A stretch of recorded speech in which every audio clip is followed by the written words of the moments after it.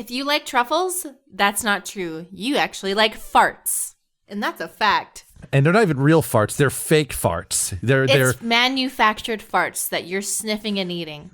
Oh, it's astonishing. The farts they bottle, ship overseas, or manufacture locally and sell to you with the veneer of prestige. But here's the thing. I like the taste of manufactured farts. I read about that.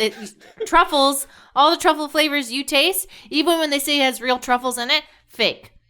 And guess what? I read that and I was like, I still like it. No, there's just there's just like a machine in an assembly line that's just a massive butt that's just going toot toot all day long, and that's where truffles come from. Yum yum. Well, the truffle flavor, Right. the real truffles, I don't know what they taste like, but what I do know is that I do like. I'm a fart eater. No, there's like there's like a real butt somewhere in France, and that's where real truffles come from. Mari, you are brave to put that audio on the internet. That is some sentences I wouldn't be putting out there. Well, I did. Yeah, no, I'm not telling you Mari. you're wrong. I'm proud of you. Yeah. I love farts. I'm just the only one admitting it. Like, you all each haven't gone, truffles, like, this is so fancy, when you're just eating a fart, okay? We all have just been eating farts, and that is the illusion of the bourgeoisie, You paid extra money to eat a fart. I was talking, and you liked it. I was talking to someone I've been seeing last night about this. We were debating like the advantage of like being like a big or small spoon. Where it's like being like like the like little spoon is like you feel like all like cozy. Being the big spoon, you get to like like hug the person, and also you get the advantage of the other person will fart on your like crotch all night while they sleep. I like being the big spoon, but I like it when they're facing me. Because then when I'm like, oh, and then I can just roll to the side. They're still on my arm. Then I can roll back in. When you're the little spoon, you're trapped. You're in there. There's no adjusting yourself. When I'm big spoon, I can move around. And little spoon, no one's farting on you. This is a false dichotomy. I want to be the knife. That's not true because sometimes if you have a vagina, you can front fart. So. Yeah. This would never happen to the fart knife. Travels. Oh yeah, no one forewarned me about the experience of the fart traveling forward. Yeah, it happens. Yeah, I was not ready for that to be a thing that could happen. Yeah, the front fart. Yeah, exactly. That's an essential part of like the experience of having one. Yeah, you go, occasionally a bubble travels. You're like, what the fuck was that? And that is how you can fart on someone when you're big spoon. Zana's explaining this to everyone assembled around her, covered in god blood. No one knows what to do.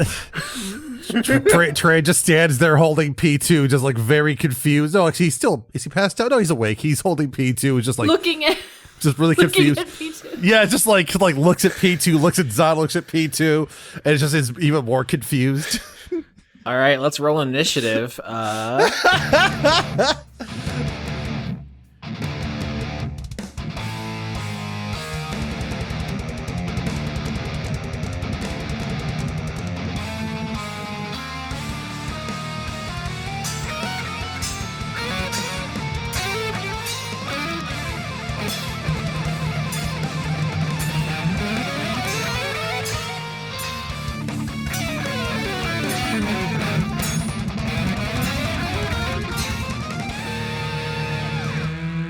Alright, so here's the situation. Juniper and Laser cut off Red's head with one strike of the scythe. Blood splatters all over Zana, who was invisible and sneaking up on Red. Now you see her blood-covered outline begin to twist and contort. It seems like, the stuff that makes up Zana's body now is basically undergoing some kind of transformation. Zana, in parentheses, or Zana in quotation marks, what we call Zana is actually a soul bound to a doll buried in a circulatory system. But now with all this god blood, she activates the thing we've seen before, which is summoning demons from the post-apocalyptic wasteland, basically using her soul as a portal to them. She's done this with Peter and with Chad, and before your eyes, bloody, horned demons start like pouring out of Zana's like mouth and eyes and everything, like of her, you know, what looks like her form. Her body just becomes a portal to the abyss. Oh, jeez. Cool. That shit pisses me off. That's less than ideal. And so we are in initiative now. And so like Zana is now a twisting mass of bodies. You see, you know, cloven hooves and claws and spears and tridents and so forth. It's just a clown car inside of this bloody flesh as demons start pouring out. And all of the NPCs who are here, Laser, Fortunato, Buddy, Sprinkles, Walter, and Gale are going to fight these other demons, like hold them back, and you are going to try to defeat Zana. In the meantime, she won initiative, though. So, first things first, Juniper, you were the one who decapitated Red, and so she's going to try to she's going to stab you with the bedazzled rapier. Cool. I love that for me. I'm sensing some inauthenticity there, but... Oh no, it's fine. I'm literally just sat here trying to see if any of my weapons do, if any of my attacks can do divine damage or anything that's gonna hurt like a mass of demons. 22. Yeah, that's gonna hit. All right. I think we're just fighting Zana and everyone else is fighting the demons, right? Yep. Well, Zana is the big ball of demons. Yeah. Zana is a soul at the center of a bunch of writhing flesh. So Yeah. in a lot of ways, she is like more portal than person now. A thing about Arabella is you can't just teleport there raw, right? Otherwise, everyone would just teleport from the old world to the new world. You have to carry a portal up to use it, and she using a ritual to the demons. That was like her whole thing, is she ate her parents and did a ritual to summon Peter. So she is essentially like a living portal now. And that's 14 damage as she thrusts the rapier into Juniper's body. Yeah. And then her arteries shoot in every direction and start trying to like strangle and restrain everybody else. So strength saving throw, everyone who's not Juniper, as bloody veins try to grab you. Okay, 20. 14 for Tran. Wow. Whoa! Whoa. 29. So that Sam, So what was you that don't again? even feel it. All right. Only Yeah. Trayan is grappled by the veins and is going to need to break out of that. Little Boy Justice, you're up next. You crit. And you can throw yourself right as on and out. I will remind you that you also have Fortunato, who hates you and wants to kill you, who is here. So just a little wrinkle to your part of the encounter. So yeah, I mean, like, I'm gonna be like Fortunato, like I was sort of saying, like, yeah, like, see, like, shit like this is what pisses me off. People are, just like turning into a writhing mass of blood and demons, and what are we talking about? We're talking about who lied to who? What's that even mean? What's that even mean? That's a good point. That's what I'm saying. Come on, we got more Fortunato. important things to worry about right now. What's that even mean? I guess deception. We haven't had a deception during this boss fight. Okay. That's just a straight 20, and that's a 5.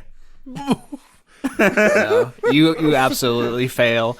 Fortunato has decided that, that they're taking you with them no matter what happens here. Fuck you. Fuck your couch. Fuck your life. That deception bombed so hard that like people are shaming you on Instagram for not caring more about world events. Okay, so I guess I'm gonna have to just fight Fortunato and this is just what the writhing massive demons want, and I'm going to try and grapple Fortunato. All right. Not a particularly strong goo person, but let's do this thing. 14. 19. All right. You're the grapple master. Yeah, I'm the grapple king. All right. I rage up and I frenzy. Finally. Hell yeah. I finally get to frenzy. Okay. Frenzy. Okay. Is there any like physical change? Do your leaves change color, or do you just freak out? Like, what's the flavor on it? Yeah. Cherry blossoms just blooming all over the place, just like erupting in fury. Yeah, and then there's like a transitional move where like cherry blossoms go across the screen and this camera spins around me, and then I turn around and then like I have. Oh, okay. What's like another form of cherry blossoms? Hold on. I like to think that we are like this is the time for the cherry blossom confession under the tree, but it's just Piccolo confessing how much they just want to fuck up shit with Zana and just axe their face off, you know. And it's super cool. And then I just get 1 foot taller. Let me have it. Now this is a Tokimeki Memorial moment here. Look, maybe you get 1 foot taller. Maybe you step on on something that's 1 foot tall. Ooh, we can never know. Ooh, and I have a little anime things like it all leads to this. Everything, the anime lines, always. The friendships, the deaths, everything. I'm gonna put my whole heart into what I do now. Oh, 19, 29, 21. 19. Oh my god. All those hit. Do they all hit? Yes. Okay. that reminds me of sorry, I was at a party one time, and it was my friend's party, and she's like it was her birthday party, and she's in one of those like cool bands where it's like two white girls who like play the ukulele, and her friend. There's a lot of judgment there. I know. But her friend and bandmate was like. Hey, why don't we play songs for everyone? And then they like started playing like music and like would like not like no one else was allowed to talk at the party. And so me and my friends were like kept talking, kept getting shushed, and then this guy who is my enemy, his name is actually Dio, and he would just say like anime villain shit. Like we kept getting shushed, and then he would say stuff like, "They keep talking with their mouths. What do their hearts have to say?" I'm so sorry, but your enemy sounds pretty cool, to be honest. Oh, so Mari did a bunch of successful hits. Yes. Here we go. 15, 17, 14, 18. I didn't sign up for all this math. I just want to make little goblins. 64, I think. Yeah, it's an incredible hit. So you just start wailing on the bloody mass with your, your axe, and Zana starts laughing. This is the spell Hideous Laughter. Can you make a Wisdom saving throw? What's my one weakness? I'm very stupid. All right. 17. Oh my, yeah, that actually works perfectly. Oh, you know what I say? I'm completely unfazed because you're ugly now. I don't think portals to hell are hot at all. What do you know? I know a lot. I'm a tree. Technically, I'm full of wisdom or something.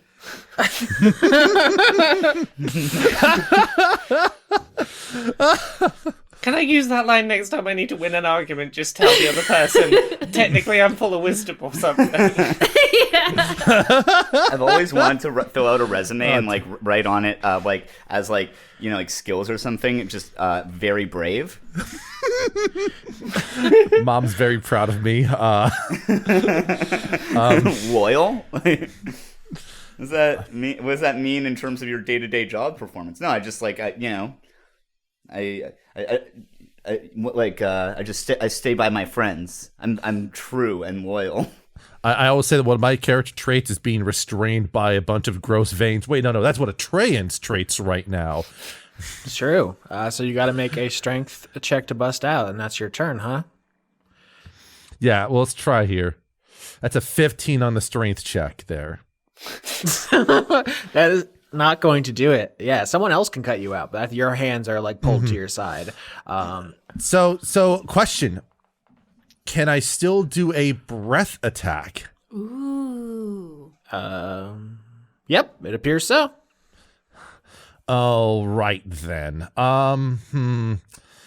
Yeah, I will go ahead and use the monk side of it, Breath of the Dragon, which is it's basically I will basically choose to do a 30-foot line between Treyan and Zana, and I don't know. Let's just start with lightning damage this time. That is a 17 dexterity save. Oof. Against this. Rough. 19. So that's only half damage. That's 3 lightning damage as Treyan struggles, unable to break out of the veins. Still holding up the P2 firmly but gentle. It's still, look, Treyan respects P2. But he shoots out a line of like lightning, trails along the veins, and it doesn't do much to Zana. And that's his turn. So you're entangled in these arteries and so forth. Zana is neutralized, one of the biggest damage dealers of the party, and it looks like you're not going to be able to help. And then you open your mouth and lightning starts crackling. She panics and squeezes you pretty hard, and only, a little bit of a stream of lightning trickles out for 3 damage. But that could have been bad. I think you could have roasted her pretty severely. But at the end of your turn, something interesting happens that you didn't see coming. 25 is going to be the attack roll from behind you as something slams into your back, hurting you pretty badly. You're going to take... Oh, snake eyes and those damage dice. Look at that. Oh. That's not... No. What type of damage is that? That's very funny. That would be bludgeoning. 8 bludgeoning damage. What caused that? You kind of turn your head, you're all kind of tied up with these veins, but you can turn and look over your shoulder and you see Walter, whose eyes have kind of rolled back and are glowing red. Is your protein shake expired? Walter says, I will protect you, Zana, my best friend. No. All of my plans keep changing every time that anyone does anything. So, I'm going to tell you what I had been planning, which is we'll just do a nice little guiding bolt, because that's, and maybe I might still go with this. It's radiant damage, which I think is going to be good and is going to, let's go for it. I'm going to go for guiding bolt. I think I haven't used in a while since I got all the cool lightning that was cooler. Right. So I gotta do an attack roll. Does botch 7. Does that hit Zana? No. Oh no. Yeah, that's not good. Here's what Austin, I'm gonna do. I get advantage that I forgot about somehow? Did I forget about an advantage? Not that I'm aware about. There are 6 NPCs here: Laser, Fortunato, Buddy, Sprinkles, Walter, Gale. You don't know where Sydney is, and all the new ones have reverted to their gem forms. So I'm actually going to roll a d6 and see if you hit one of your allies with this botch. Oh no.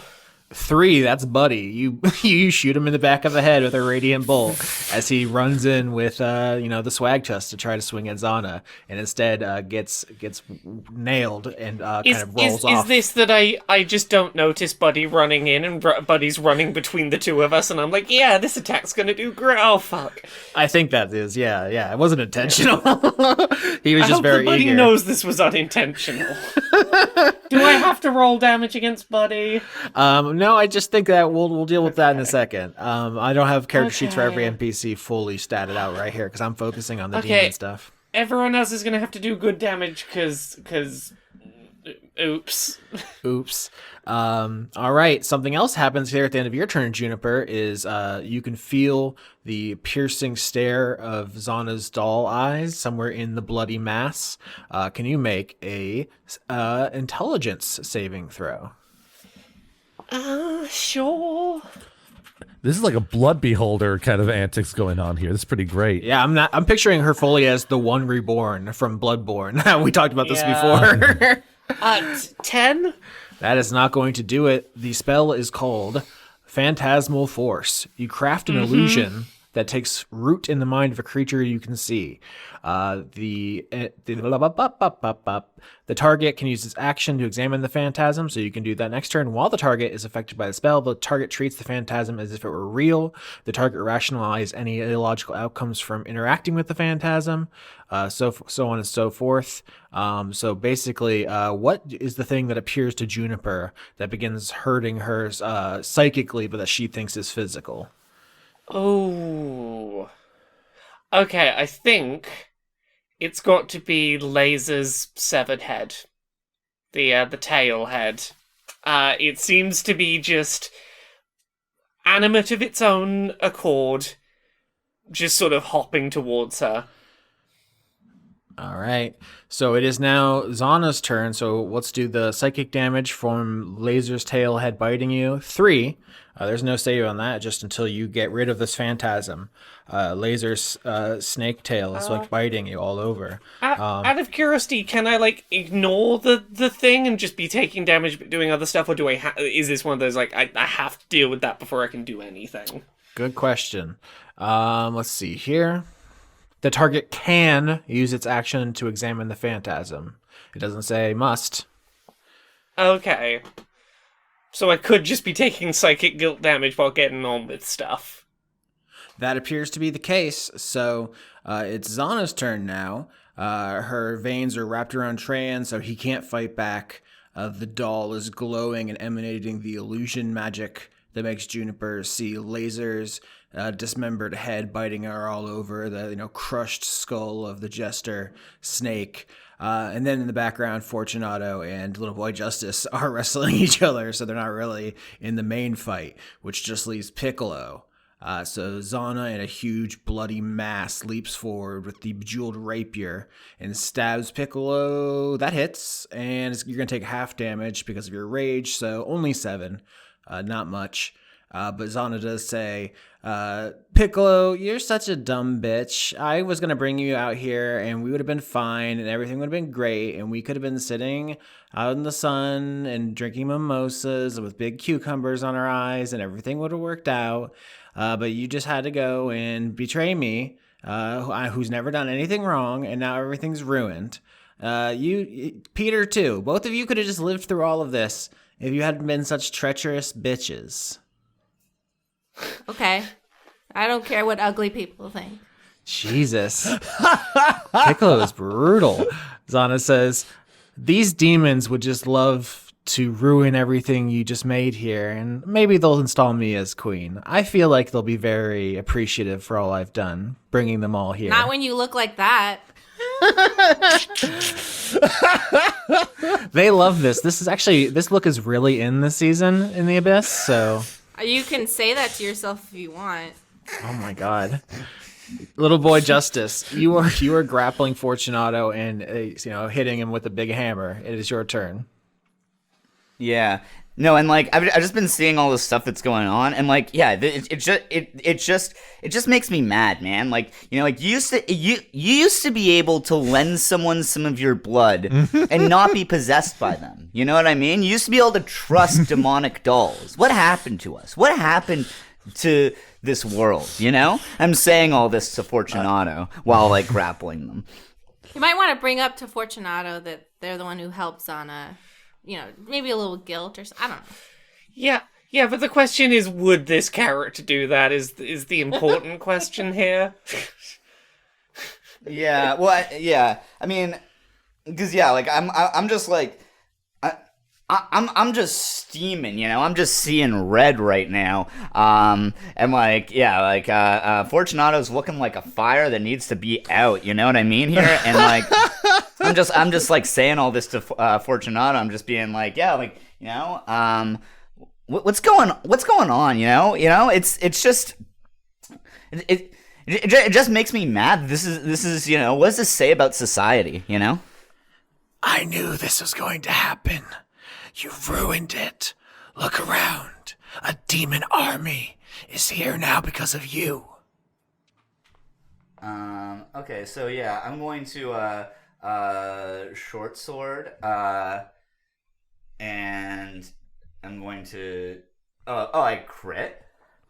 All right, so you crit and you crack open the gingerbread armor and see the plasmoid inside, who looks at you with like floating eyeballs and a yellow goo body, and is just like looking into your soul with just the most furious hatred imaginable. Yeah, that's I don't like that. I don't like it one bit. Second.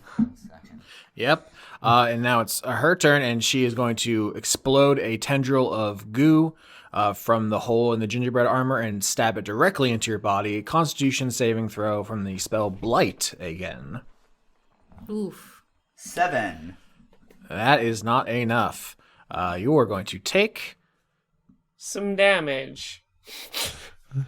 Right. No, that does put me to 0. All right, so tendril starts sucking out your moisture. You go limp and unconscious on top of Fortunato. You are a Goliath, a 7-foot-tall, muscle-bound man, and you are completely keeping this person pinned to the ground. So Fortunato is not going to be able to join the rest of the fight here. Okay.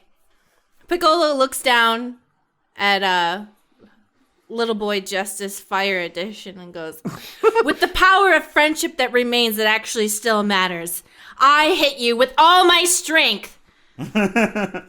15, 19, 29, and 19. I'm sorry, are you hitting Little Boy Justice?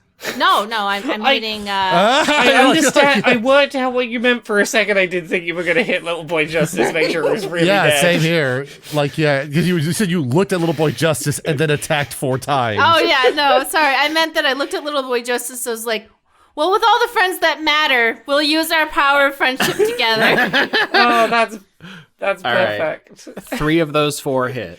61 damage. And I do it like really fast, like in an anime, so you just see Piccolo going in different angles and then like a light going by where the sword is. Yeah, I mean, you have Peter's skull like jangling in your branches too. And Zana's like, you didn't even know him. You're being so dramatic. He gave up his life for me, and that's enough. What did you ever do? Be ugly? You know that's not true. I was You very really popular. let yourself go. It's kind of gross. Body shaming, final boss edition. At the Look, end, is it morally okay to body shame the body shamer? Maybe. If they're killing people, it's fine, I think. As a firefighter, I do think it is valid to fight fire with fire. All right. At the end of your turn, Piccolo, wisdom saving throw again. Every time you strike Zana, like blood splashes on you, and you feel, her voice whispering in your ears, telling you to join her side. You feel like woozy and lightheaded as she's trying to take over your mind. Why can't it be a strength saving throw? Come on. You made a glamour bard. You didn't make a big buff gymnast. You made a choice about Zana's character. All right, 12. That's not going to do it. Hideous laughter racks your body, and you are going to be incapacitated and unable to stand up until you succeed in a wisdom saving throw. Zana's hideous laughter. Yep. Well, okay. So you're gonna probably have me make another strength saving throw to get out, or can I do something else while I'm kind of just restrained here? Do you have more cool fire breath? I could do a cool fire breath for every attack I can do in a round. So I could do 4 of them. So let's get some dex saving throws. Chop, chop. All right. So you've given up on your arms and are just going breath mode. 23, 19, 10, 24. All right. So that's a total of 4, 5, 3. So that's 12 plus 12. That's 24 lightning damage as Treyan just unloads 4 just breaths of lightning all along the veins surrounding him. Maybe that will help wriggle him free a little bit, but at the very least, he's just doing the dragon breath thing for the first time really in a fight in this sort of manner. Yeah, you've used it a couple times during the Dragon Quest episodes. If you want to shoot the vines on you, the veins, that was a little bit of a Freudian slip there, just basically to nuke yourself, you want to take half damage to free yourself? Sure, I'll do that. Oh, cool. That's fine. I'll take 12 damage because I resistant to my own lightning, and that will be that. All right. You're free. Those are your attacks. Those are your actions and bonus actions. Yes. All right. How much damage was that total? That would be 24 damage lightning. All right. At the end of your turn, once again, Walter sees you burn yourself out of the veins and is going to try to club you with the big anchor 29. That's the way that works. That hits. That's how the donuts get made. 14 damage on that. Just cracks you in the face with this giant anchor and says, "Good job, Sweetness. We have defeated the bullies who are attacking our precious, beautiful Zana. Stay away, bullies." I think, unfortunately, there's still a few bullies standing up, Walter. Juniper is going to attempt to attack Zana despite the fact that there is a horrifying phantasmal figure of a decapitated tail head hopping towards her. Whether this thing is real or not, well, obviously Juniper thinks it's real right now. There is a bigger problem to be dealt with, and I think Juniper's response is, I will deal with my guilt and the crimes I must pay for with this tail, but I gotta kill that thing first. So, 24 to hit. 24? That definitely hits. Yep, that'll do then. So what do I roll? So this is radiant damage, which I'm hoping is real good against a mass of demons.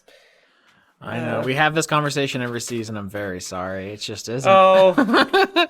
No, okay, fine. I'm trying to do Pokemon logic. I'm trying to use type advantage to my benefit. Fine, I should have just done the big lightning thing. I wouldn't have had to roll to hit, and it would have done more damage, but it's fine. Oh, but then it would hit me and I would die. I did 12 damage, which isn't much, but it does mean that the next attack made against Zana gets advantage. Absolutely. You shoot Zana with the light coming out of, your ring or out of your glove that you have the Yggdrasil shard inside. And Zana turns her doll's gaze on you and says, "After everything we've been through, Juniper, we came up here together. We're besties." We came up here together, and you spent your entire time trying to gaslight me and ruin my attempts to come and study bushes. Come on, bushes are boring. I made you way cooler. Hey. You're boring. I throw the 7 foot at her. Ooh. You already threw it at her last episode. That's how this Yes, ended. and then I went and picked it back up. Okay. I'm not after any kind of bonus for this. I just want to throw the foot at her. This is about disrespect, is what this is. Yes, this is a tone-setting, disrespectful moment. I throw the foot at her. She's throwing the chancla right now. But literally a foot instead. Yeah, so 2 of your allies are indisposed. Actually, 3. Fortunato is smushed under Little Boy Justice. Buddy got shot in the back of the head and has fallen off his mount. And Walter is mind-controlled. In the background, Sprinkles summons up a big dragon or something to fight the demons. Gale is rocking out on a guitar, shooting them with lightning. Laser is using flame breath from each of his heads to fight off demons, which isn't actually very effective because demons are resistant to fire, but that's what Laser has as a simple farmer. And so everyone is doing their best, but you're getting overwhelmed here. And it doesn't look great. In fact, everyone make a dexterity save as more veins come whipping at all of you. Except for Little Boy Justice, who's just straight up unconscious. Yeah. 14. No veins for me. 7. Suckers. 22.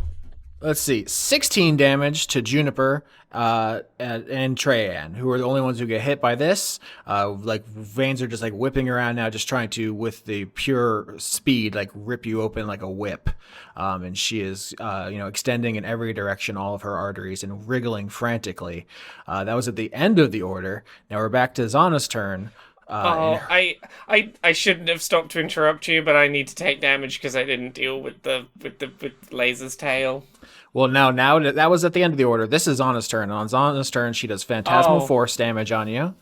So, Juniper, the snake head bites you for 3 damage, looking at you, and you can hear the Laser tail voice just being like, "We could have even friends as it sinks its fangs into your hand. And then the Zana bloody mass, which is still just barfing out huge demons, like muscular red men with giant horns and cloven hooves carrying, silver swords. She is going to pull her flesh kind of together into a Zana shape and stand over Piccolo with the rapier and look down at you and say, I don't really love the aesthetic of this place you built, but I feel like we can turn that into a blood waterfall, and that we can kind of make a tree where we hang heads from. We can hang people from that tree, and I feel like those will make a really nice kind of accent. So I can work with this. You're just copying my idea, hanging a head from my tree branches. Have an original idea. Listening to your speech there, I've realized exactly what spell I need to use on my next turn. Piccolo, Shut you the hell up. You're laughing kind of on the ground, like chuckling to yourself. It's, kind of keeping you from standing. 24 and crit.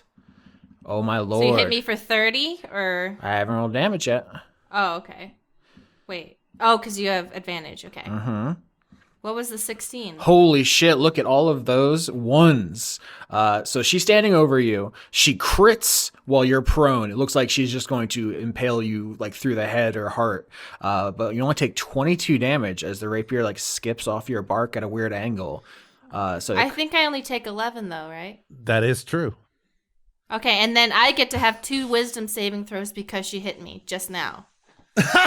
Yes, because of your All hideous right. laughter. Mm-hmm. So, hold on. 13? Nope, that is not good enough. All right. Yeah, that could have really woken you up out of it and been bad. She was like trying to execute you. I didn't mean to roll that well. That was sick. But just 1, 1, 2, 2, 1. Look at these rolls on the damage are just garbage. Okay, I'm really gonna need some pussy juice soon, for real. We are back to Korvok Greenwielder. Can I get a death saving throw?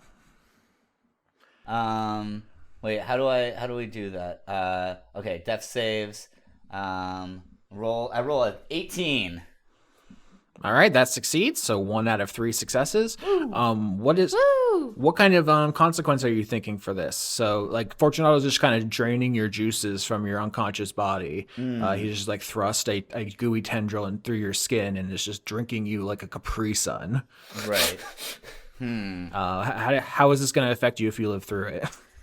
I mean, like, I feel like if anything, it'd be the type of thing where it's like he becomes like one of those like survivalist guys who's like has like covered in like tactical stuff and is like his like doomsday prepper survival stash is just like a bunch of like teriyaki jerky and like Mountain Dew. This is more revealing about you psychologically, Sam, that you think every time someone gets hit, their personality changes. Yeah, does that not happen to everyone else? Anytime I've been hit 5 times, and every time it's changed me for the worst. Okay, so yeah, no, like, I guess,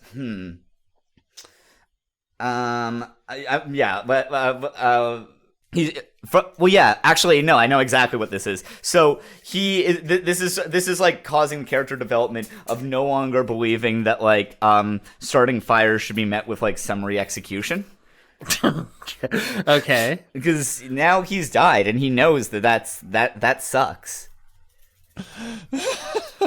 Have you sucked? Did you suck the death penalty out of him? Well, okay. You ever get sucked You so taught good? me something today. I don't want to die. Okay. I have to admit, I've been sucked so good. I had character development before, so. Okay. Yeah. That's how I see that. That was a roller coaster of a fraction of a second there. No, yeah, it's that meme of like the 2 paths, the like castle, the spooky castle and like the nice place, and it's doomsday prepper or doesn't believe in the death penalty anymore. Oh my god! All right, it is Piccolo's turn. Okay, I do a wisdom saving throw now. Mm-hmm. 18. You're good. I stop laughing and I go, it wasn't even that funny. All right, it's at the end of your turn. Zana's standing over you, kind of a fleshy. Oh, I lady. lost my turn? Yeah. This is bullshit. I'm sorry about the rules of the game we're playing. And she says, Thank you. You should be. she says, I'm bloody hilarious. And 22 stabs you right in the chest. Is that to hit? Doesn't she have to roll to hit? Okay. 14 damage. The first roll is an attack, the second is damage. Alright. Okay, I just was like, she hits you, and I was like, okay. So a 7, right? Or Yep. okay. All right, Tran. Tran is going to try to deal with Zana now and goes after her. Reminder, you get advantage from my bolt. Yep, here we go. So Pussy juice. first attack is 22. Hell yeah. Half of this damage will be used to heal Little Boy Justice. So that is 3 damage to Zana, 3 healing to Little Boy Justice, so they're no longer dying. You're so dehydrated. All right, your eyes flutter open. You see Fortunato smiling, their gooey face under the gingerbread. And she just says, like, God damn it, go back to sleep. I'm almost done. I'm trying to get that, the sediment at the bottom.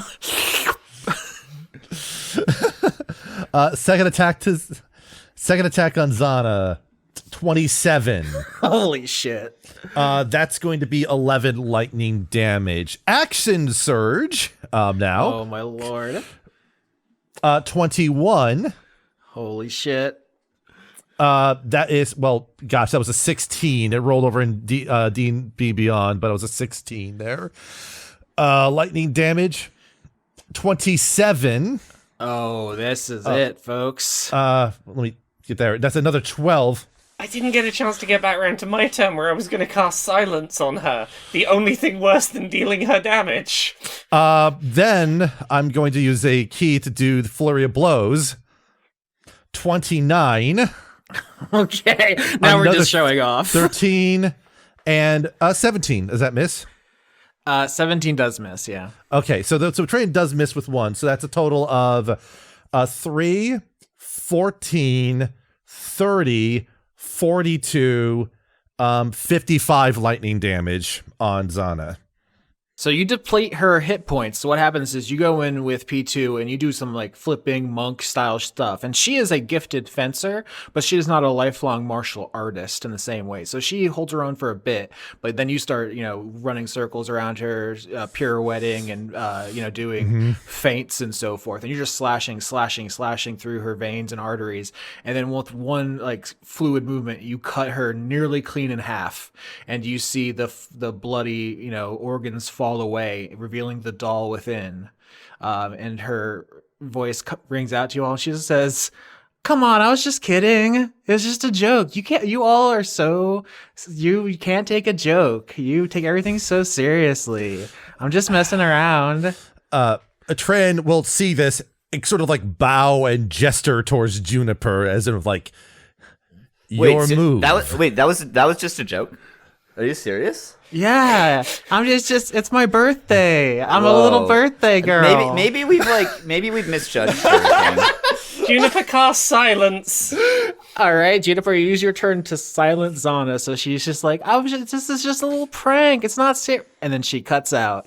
And Little Boy Justice, you have 3 HP and you're laying on top of Fortunato. So, I mean, if anything, that goes us back to, Piccolo. You see Zana's main body flayed open, revealing the doll within.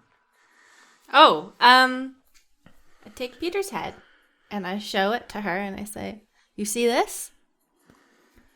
Because he had friends, he's gonna live. You don't have any friends. So this is it for you. There's no second chances." And then, should I roll or should I just stab? You have a million attacks. I can't imagine. Just... I'm doing it. I'm gonna roll then. 31. 17. Crit. Oh, crit. Oh, shit. Crit. Okay. 32. I'm gonna roll all of these. Oh, shit. Okay. D12 plus... That's 5d12. Okay. All right, full 5d12 plus how many? How much? Okay, plus 44, right? No, plus 33. No, 17. It's 17 hits, right? No, 17 misses. Does 17 hit Austin? Does a 17 hit? No. Okay. Okay, so that's 5d4. 5d12 plus 33 is the damage. Shouldn't it be? Oh yeah, you're right. 5d12 plus 33. All right, hopefully this hits. And I just 69 damage. Nice. Nice. You didn't kill Zana with 69 damage. Yes, I did. I killed Zana with 69 damage. Like, you have no friends, and I just slash her apart. She doesn't even get to finish her final words. Yeah, she was trying to weasel her way out, and you cast silence on her, Juniper, so she doesn't even get any final words. Yeah. Austin, thank you for not letting my 11 in initiative just skip us over the fight. You're right, this was better. Perfect sequence there, too. Just the perfect sequence. Oh, amazing. So the phantasmal force menacing Juniper dissipates. Walter's eyes roll back to normal and stop glowing, and they look around and say, "Oh, how did I get here? Did I win?" "Yes, I won." "Podium! Here I come." And they start looking around for like a trophy or something. Yeah, you definitely won. You definitely weren't fighting for the enemy, being a big scary bat. You were such a hero. You probably couldn't handle remembering how cool a hero you were. "Thank you, Juniper. You must have got second place, of course." Walter grabs your hand. "Treyan, I assume third. Let us, yes, on this bar right here, we stand up, we take bow. Correct. Wonderful." Juniper's not even going to correct Walter on that. Second place is better than I think most people would have given Juniper in that fight. Trayan was the third to from last to acting, so third place is appropriate for Trayan, I think. So yes, Trayan just sort of goes along and entertains Walter's grandiose flourishing here. Pants for Pets LLC wins the race for the future of Arabella. Now, what do you do with those who have died and those who remain? I will say, as you all kind of walk out of the ruined reliquary, it starts reassembling. All the walls pop back up, the ceiling, falls back on, and Red's body kind of gets sucked up into the casket where it will wait for, the person to absorb her body part. And you see actually the remaining body part is her one Cyclops eye. Well, Trayan can, turn on the dragon wings and go out and just sort of help with the actually, no, better. Trayan will look to Walter and be like, "Hey, you want to see who can take up? You want to see who can take up more of those demons first?" Wait. No, my near death experience has taught me, the value of not we shouldn't kill people even if they start a fire. And so I think that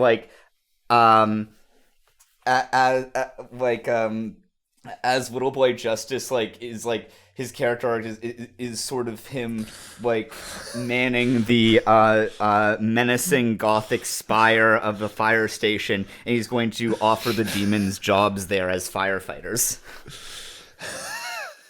The demons are like, "We love fire." That's That's the listen, they you can learn to change and become a firefighter as I have changed, or I guess you could fight these two guys. Speaking of fighting, Fortunato stands up behind you, the gingerbread armor cracked, revealing their face beneath it. But then they force a stream of their goo through the arm of the gingerbread armor, kind of making a goo sword out of one of their arms. And they say, "We haven't finished yet." Okay, yeah. I think that the dying could have done the equivalent of a bonk on the head. What is death if not the ultimate bonk on the noggin? And so he like, I think that he does sort of wake up from being little boy Justice to just going back to being Korvac, and I don't think this is going to change the fact that there's like multiple people who are like planning to murder him, but yeah, his plan, or I guess intention here, is keeping those maps, but not to like take them back, but instead to use them for the firefight, like the fire station, to like for him to become the new Dark Justice but Fire Edition. That is just a firefighter with like a menacing gothic lair. So at this point, everyone is, gathered around the reliquary, hashing out their things. The last big question is, what's going to happen with Vimble's maps? You're saying you're going to keep them and stay here and become like the fire chief of the new ecosystem. Yeah, Fire Justice. Fire Justice. At which point, someone finally makes their presence known, coming out from, basically the distance they were watching from, and it is Sid, the elf bard, she's riding on her deer made of desserts, the sweetheart, and she has a pen and a quill and a paper, and she's writing down everything. She was just transcribing the events of the final battle for You literally didn't help at all. Why? That's not my job, dear. I'm the artist, and you're the brute, and you got the final swing in there. But I think it's more interesting if it was the one-footed hero, I feel like she had more kind of going on there. Hell yeah, I'm cool. All right. I mean, I'm okay, cool as fuck. but you're kind of fake and lazy. Well, Hey, fake and lazy is cool when it's in my favor.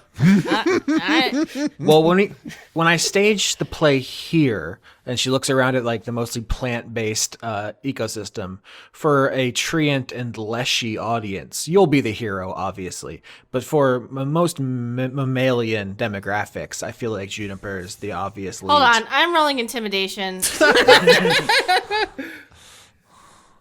That was racist. Oh, I didn't. Do you want to go pick up the foot and throw it at her so you can? Yeah. You know what? I'm picking up the throat and throwing it at her. You got a 9 in the intimidation. Sid is she doesn't think of herself as racist. She's just doing demographic work that no one ever does. Companies no one ever does. Yeah. But she gets hit with the foot, right? I think you can bonk her with it like in a comedic way, but she is already kind of turning her animal around and saying, well, thank you for the well of resurrection. I'm going to go get my friends' body parts and bring them here, and then I'm going to go home. So if anybody has anything they want to add to your characterization, now's the time to kind of let me know. Just pick me as an anime cool guy. I was very confident and brave the whole time and ready for adventure from moment one, and never doubted myself at any point in this journey. She writes that down. I just want to make it very clear that I have never once been bonked on the head. Mm-hmm. That's just not me. I take it back. Having to have the journey from being scared of and refusing it's the 3-act structure. I refused the call to adventure and then did the call to adventure. Like that's an arc, right? I love that. She's writing furiously. Can I pickpocket? I just want to mess with her. She's so mean. You chopped her friends into fucking confetti. Oh, yeah. You already fucked with her. All right. I guess that. No, she's. Okay, they're going to be alive. It's fine. I mean, she didn't know it was going to turn out that way until now, but yes, now they will be. Well, maybe she shouldn't have bestowed sentient life willy-nilly. I'm trying to think how Tran would frame the situation, because the big thing that kind of happened and all that was the realization that Tran doesn't actually need to save his friends' lives because they're not dead in the first place. So that's just sort of Tran is just sort of confused over a little bit over there's I think you got most of my character when we were working back in the mine biome there, Sid, unless there's Yeah, I think I'll have your stuff kind of be prequel vignettes, like sprinkled throughout the main story to add like flavor and context. That sounds like a good idea. Maybe add in a bit of dramatic irony where I think something, but it's wrong, actually. Yeah. That's great. Yeah, you drive for revenge, but it's based on a misunderstanding. That's juicy. Yes. Yeah. Yes. Mm-hmm. I think. Make sure to not forget my dodo. I mean, we're gonna sell plushies.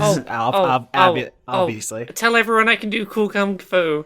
Remember me as someone who was well liked and known for a wry charm and would help people out, and really just like just a cool guy who taught us all a lot about friendship and learned something himself along the way too. Juniper like sidles over and just whispers in her ear, "Cop." At this point, they are hopelessly outnumbered. Fortunato is just going to saddle up on their Brian and leave with Sid. Presumably nursing a grudge. We're not going to see it this season, but it's like, if this ecosystem is going to have enemies in the future, if there's going to be like, invasions or war or whatever, it's like Fortunato is going to go light that fire right now. Oh my God! This is the perfect thing. That is kind of the thing that like Little Boy Justice wanted in his like perfect world, is a reoccurring villain to like do battle with. Oh no! Hold on, wait a second. My baby has become a villain. This is the second time Derivative of Slime became a villain. That's exactly what I've always wanted. I don't know if a villain. Fortunato's right. Fuck you guys.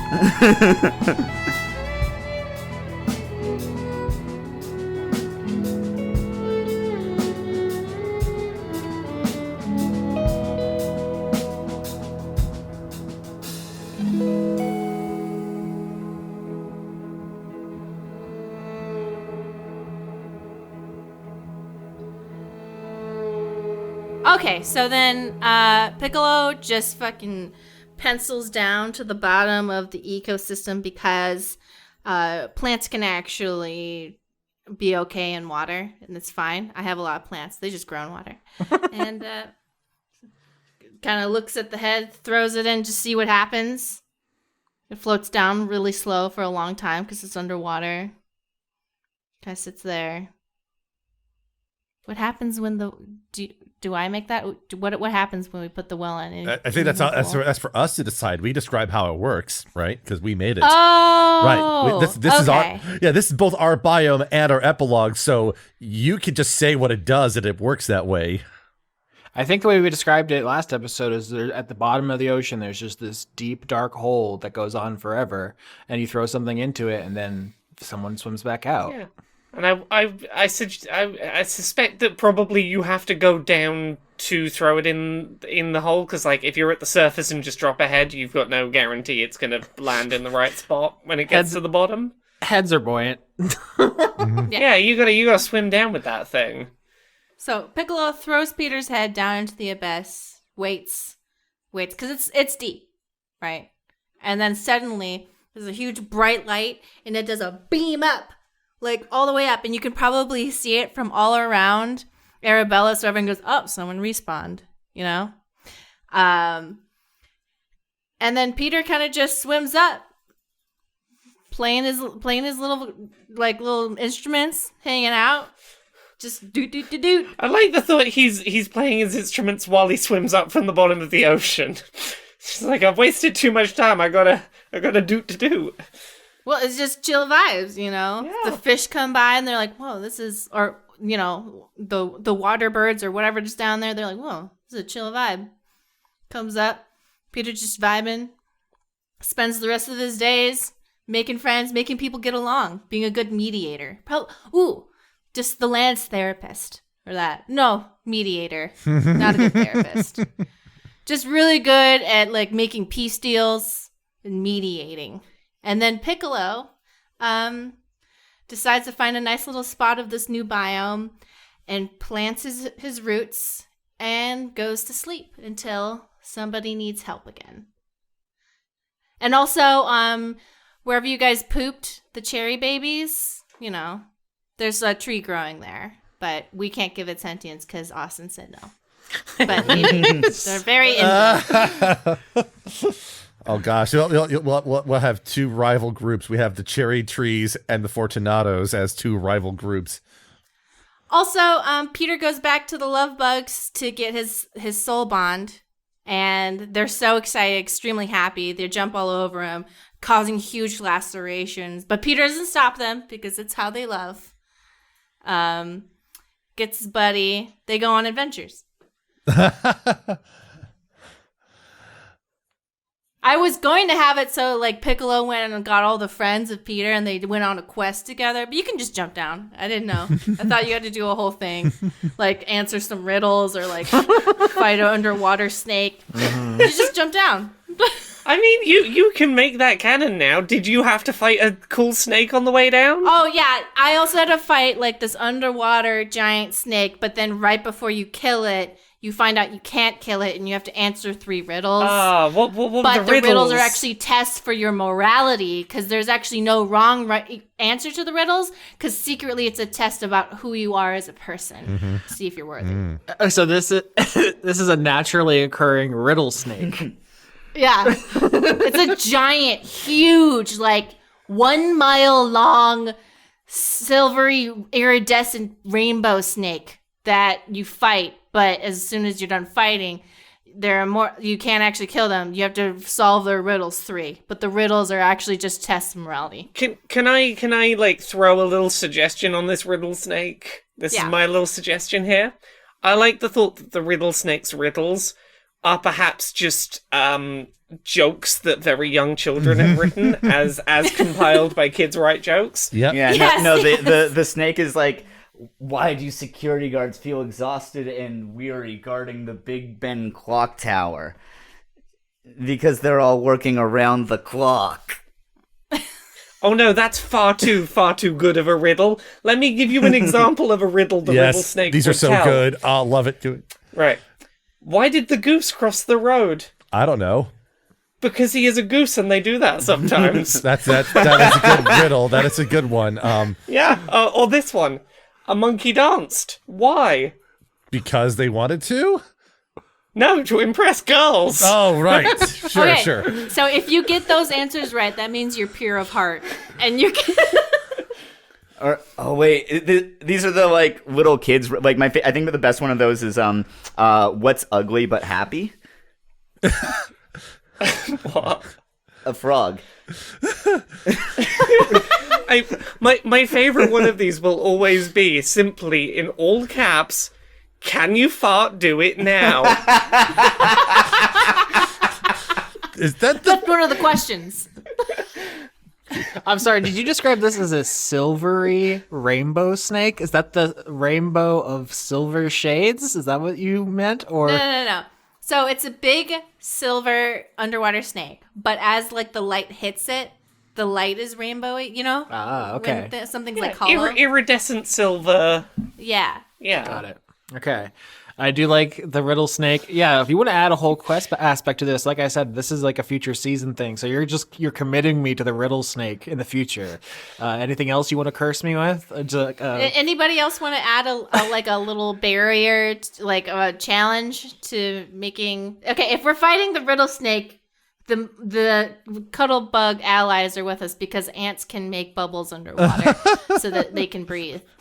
The location of the hole kind of moves every now and then. You gotta find it. Oh yeah, because the light puts. Okay, every time you resurrect someone, it moves. How about that? Because the light gives away and so the it's like where the star is on like Mario Party. Yeah. Right. Yeah, exactly. Okay, so basically, yeah. So it's like Mario Party. But and we become the superstar, you get someone resurrected, and so and also that means that there's going to be tedious mini games we have to do that have nothing to do with anything. Perfect. Ooh, yeah, tedious mini games. I hate when the silvery riddle snake comes and steals all my coins. I won every mini game. I should not be in third place, riddle snake. This game's bullshit. No, the riddle snake comes to someone else and asks, "Who do you want to steal the coins from?" And they pick you, and then you feel like everything has been betrayed. You get there at the same time as some other people, and it's like, cool, we gotta hand out some bonus stars to see who actually gets to revive their friend.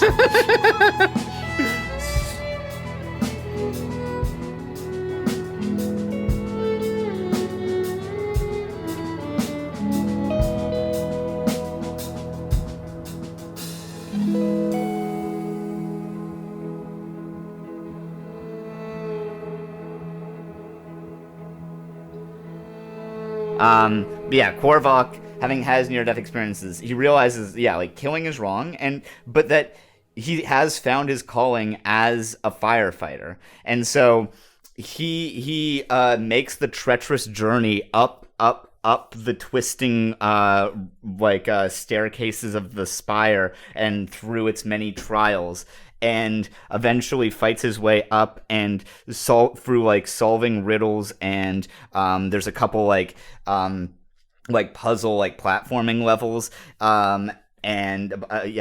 being some people, he rises up and takes up the mangled and dark and hideous throne of the head firefighter. Why is there so many riddles? Why is this a riddle-based ecology? Well, sorry, I said riddles. It is just platforming puzzle levels. It's you've solved my platforming riddle. Yeah. It's a lot of just get to the thing in time to switch it so it's matches up and everything is the right thing in time to ring a bell, stuff like that. The silvery rainbow riddle snake can fly, and it's just ooh, there's some riddles up here too. Fucking trying to take a piss in this fucking biome, and there's a fucking snake trying to ask you why things cross the road. Not a riddle. God damn it! That's just to make sure people don't pee in the ocean. Can't get anything done around here.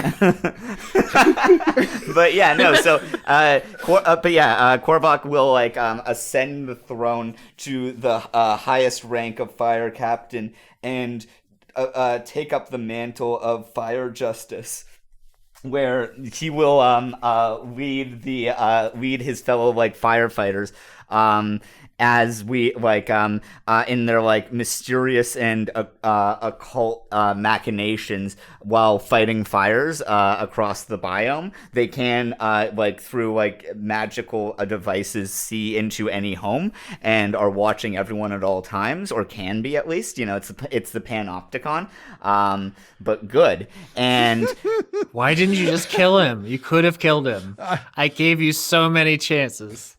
I listen. I thought that the near-death thing was an opportunity for a final character change, so that's why I hailed. Here was me going. You learned that the death penalty is bad. Maybe you won't build a panopticon.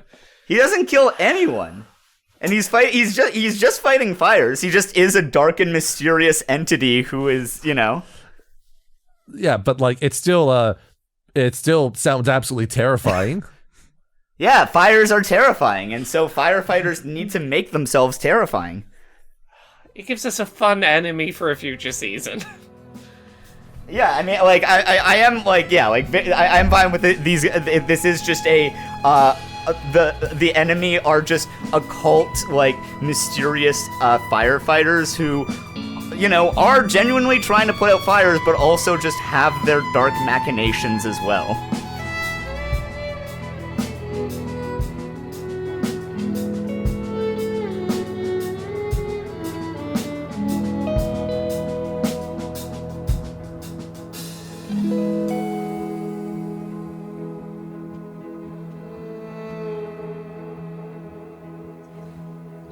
Right.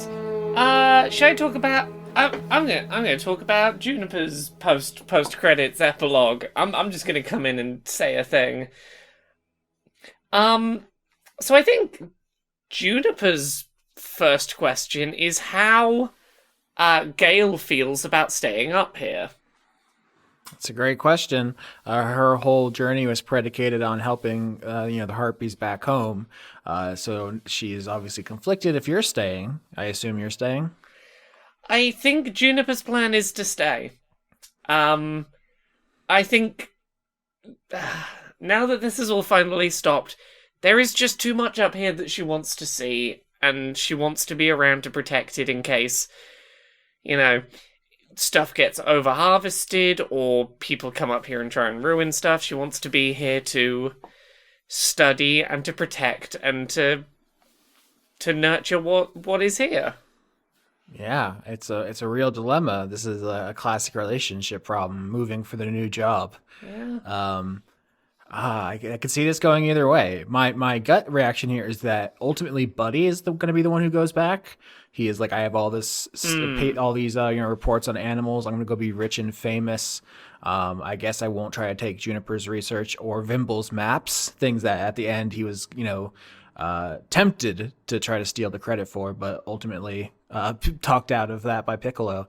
So I think he goes back and says, Gale, give me your weather data. I'll publish it under your name and, use the, fame and money for your family and tell them that you're up here. And I think that could be the thing where Gale could stay. Yeah, I think the pitch that Juniper makes to Gale is, hey, what if we went around as like a little double act and like we're researching our various things side by side. So like I'm learning about the plants, you're learning about the weather. Maybe we learn about how the weather and the plants interact. That's a thing we could do together. And then the second anyone shows up to either fuck with the weather cycle or the plants, oh, you're gonna have to mess with us now. We're gonna kick your ass. And or teach you about the ecological systems up here if you're open to learning. Or kick your ass. Yeah, I mean, she is, interested in the weather up here. There's the vibe storm of the new ecosystem that she'll be the first one to ever see and research. So that's definitely cool. Is the place you created like your home, or is that just one of the many places up here that you study and then leave? I think that Juniper, if she was going to settle down anywhere, it would be here, in this biome we've made. If for no other reason than I think she would like to set up a stockpile of just like grass clippings and cuttings and seedlings of various plants from the various other biomes, so that should we get into a situation where some plant has been like harvested to extinction, she is in a place that is well suited to nurturing up a new sapling, or worst case scenario, bringing a plant down into the hole at the bottom of the ocean behind the Riddle snake to get a new sapling that can be planted to try and undo the damage. Yeah, I'm looking at the list of characters here. We know Piccolo said that he put roots down and kind of goes into a deep sleep. I think, Laser obviously is going to set up the farm here and bring his followers. But I don't know that anyone else wants to stay here at the edge of the world so far from everyone else. There's very, very few people here right now. So I can definitely see everyone else leaving. Yeah. I think for Juniper, this is a place where it's like, I have something set up here so I can come back and there is somewhere that feels stable. But yeah, I think Juniper and Gale generally are just traveling the world, coming back when they need something or they need to stop for a bit, but generally they're just bouncing around this new world, seeing what there is to see. Yeah, the biggest populations are the Halfling Duma cult and the demonic fire department. Yeah, the way I'd see the fire department is like people might like start like a fire like camping and then notice like hooded figures gathering like around them and like hiding in the bushes watching.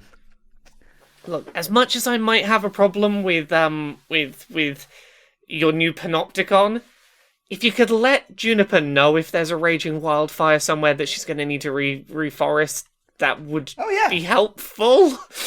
No, it'll be like a cryptic message appears in like ash written like on like the like wall of like a building or something like that. But yeah. I've got an idea. Before Piccolo settles down to go sleep until needed, I think Juniper would like to get in a conversation with them. So I think Juniper's gonna come over and just say, "Hey, so I know that you gave us seeds to consume, and I'm sure they will get out into the world somewhere somehow. But like, do you want me to like be a bit more serious about that? Like, do you want me to go and take a bunch of your seeds and plant them somewhere?" You know, I'm just following my instincts, and it's like wherever the poop falls. But now that I think about it, maybe they'd be happy together in some sort of grove. Maybe can you poop into some sort of grouping? Yeah. They can be together. Like, do you want me to like take more seeds and have more than just the one I've currently eaten? Oh yeah. Here's a whole bunch. I just shake my head and a bunch of cherries fall down. Well, how's about this? I don't know where they'll go, but I'll trust that when I find the right place, I'll know. Just make sure that there's any sort of fungus. They need the fungus to talk to each other. Okay, I'll make sure it's near fungus. I will find a place that's right for them. And they need sun and water Yeah. and nutrients. Yeah, I'll... How about this? I'll leave a note somewhere near you, so when you wake up, you'll know where to go check on them. Can you just nail it into me? It's fine. I am a tree. So I don't want it to fly away. I will nail a little note into you that tells you where to go check for how... Because I don't know how long you're planning to be resting, but if I'm not around to show you where it is, I'll make sure you know where to go check. I kind of had this idea where I would be like this slumbering thing, and maybe an adventurer would need help or something, and I could come alive if they prove themselves With worthy. these riddles 3. I thought that would be cool. Yeah, if they prove themselves to be like a radical dude or cool or made a funny joke, like I could join them and help them on their quest for a little bit. I don't know. I thought it'd be cool. No, I like the idea a lot. Yeah, you don't think it's dumb? No, I don't think it's dumb at all. Okay. I will make sure that when that time comes and when you wake up, there's a little note on you that tells you where to go look for a bunch of little trees. Okay, please make the note out of skin. Jesus. It really freaks me out when people use tree skin. It freaks me out. If you could use flesh, that'd be better for me. I will research what options I have available. If there's anyone already doing leather work up here, I'll give them a shout. But just anything that's not plant matter. It freaks me out. Yeah, no, I get that. Skin freaks me out, but I'll try and find a happy medium. Piccolo gets accosted by that giant flying riddle snake. Like, you trying to muscle into my riddle turf, bro? You trying to tell riddles 3 to adventurers in my domain? No, they gotta prove themselves worthy. I don't know. It doesn't have to be riddles. I'm sorry, giant riddle snake. Snake's literally a mile long.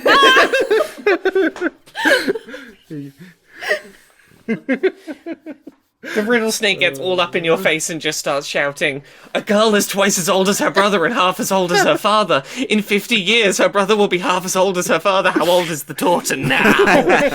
No, I don't know math. I'm a tree. 50 years old. Yeah, Riddle Snake's like, that's what I fucking thought. And like, Whereas, like, there's one gang of riddle snakes that like, carries Sudoku around. There's another that has like mazes, and it's like their gang colors. You bring a Sudoku in my neighborhood, see how it works out. Yeah. They wake you up in the future and you just tell them the secret is that both of the people guarding the resurrection hold, they both tell lies, even though they say that one tells the truth and one lies. They're both liars. Yeah. I'll also know. I'll know some good secrets about like the creation of this world and how to get to the thingy. Like, all right, I'll know ancient secrets. You know, that'd be cool. Because I'm a tree. Juniper, I think, the only other scene I can think of that might be of some, might be of interest possibly, is Juniper might come chat to Trajan before we all go our various separate ways. Just to go... we've not really had time to slow down, since we met. Thank you for having our backs, even when it seemed like it probably seemed for a bit from your side like we'd sided with people who killed your friends.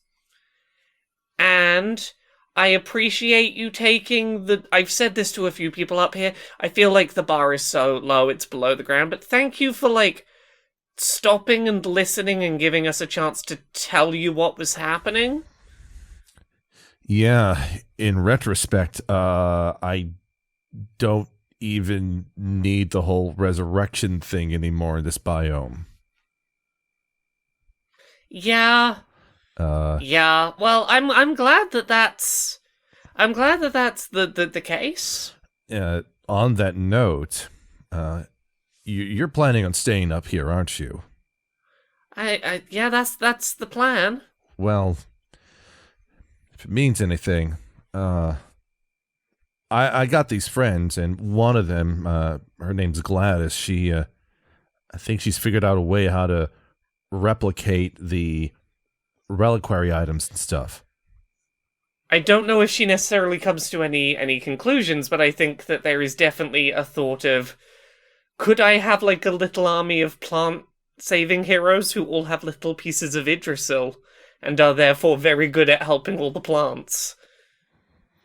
I don't know where Gladys and maybe Throg are, but Sprinkles seems to suggest that they're alive.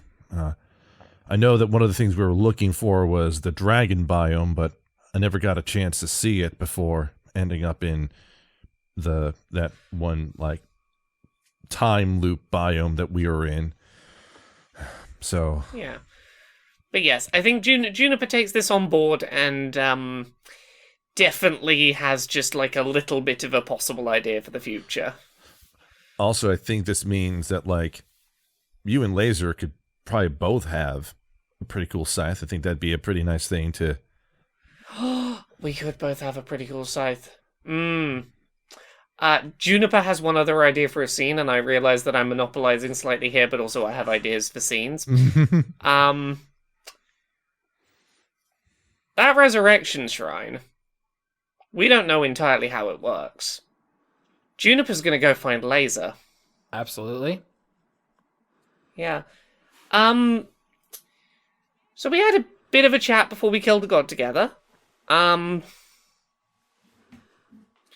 Do you want a buddy to go down to that weird new hole down the bottom of the ocean with to see what it might achieve?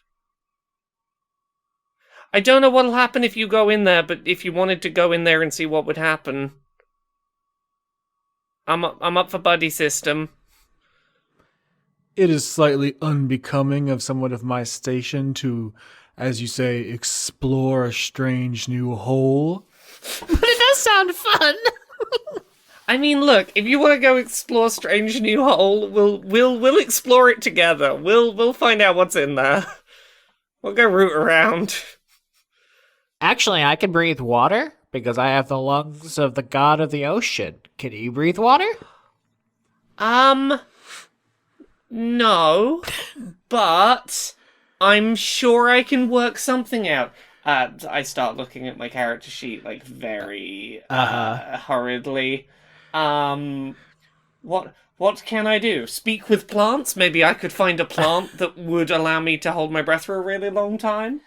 Plants make oxygen when you put them underwater. They make little things. In the background, your girlfriend playing the Song of Storms. Just making it rain on her. She stands there playing her electric guitar full of bard spells. I can turn into animals. I can turn into beasts. Oh, druids. There's going to be one of them that can breathe underwater. Okay, Juniper's... I got to look at the what is my ability? It is via. I mean, you can tell me whatever animal you want. Yeah. We don't need the stats. Okay. I think that Juniper is gonna become a let's say a shark. I don't know if that's strictly on the list that would work. I think Juniper's gonna become a shark and be like, she's gonna try and say let's get going, but it's just shark noises. Juniper Blahai when? IKEA. When IKEA Blahai our characters. We need them.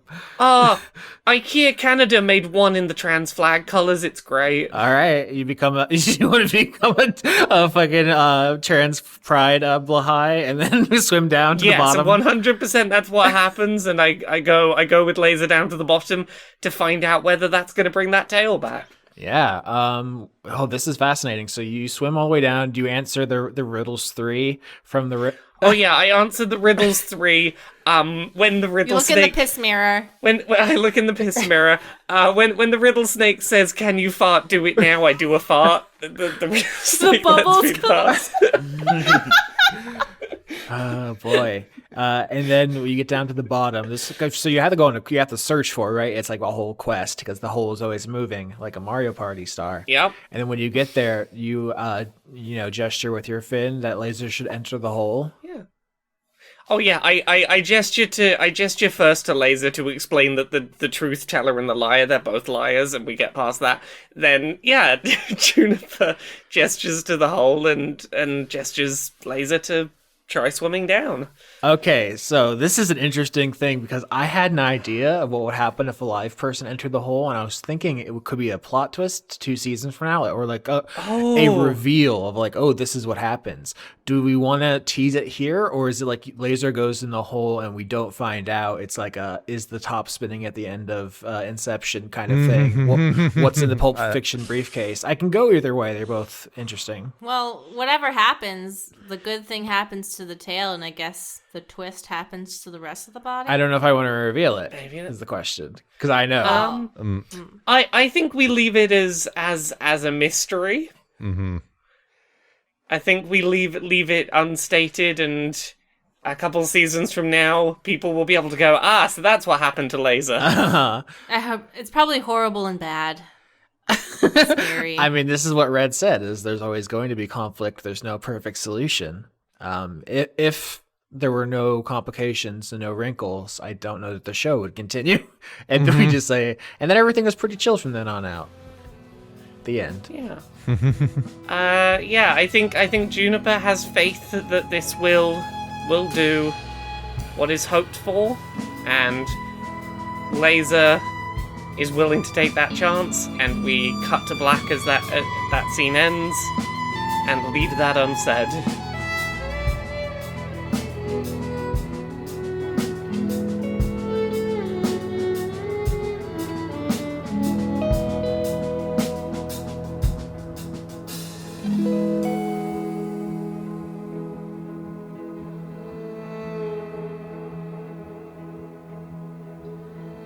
So Train will approach Walter as things are being glimpsed, like while the little Aethropteryx is sort of bounding around Train, just being just a great little guy.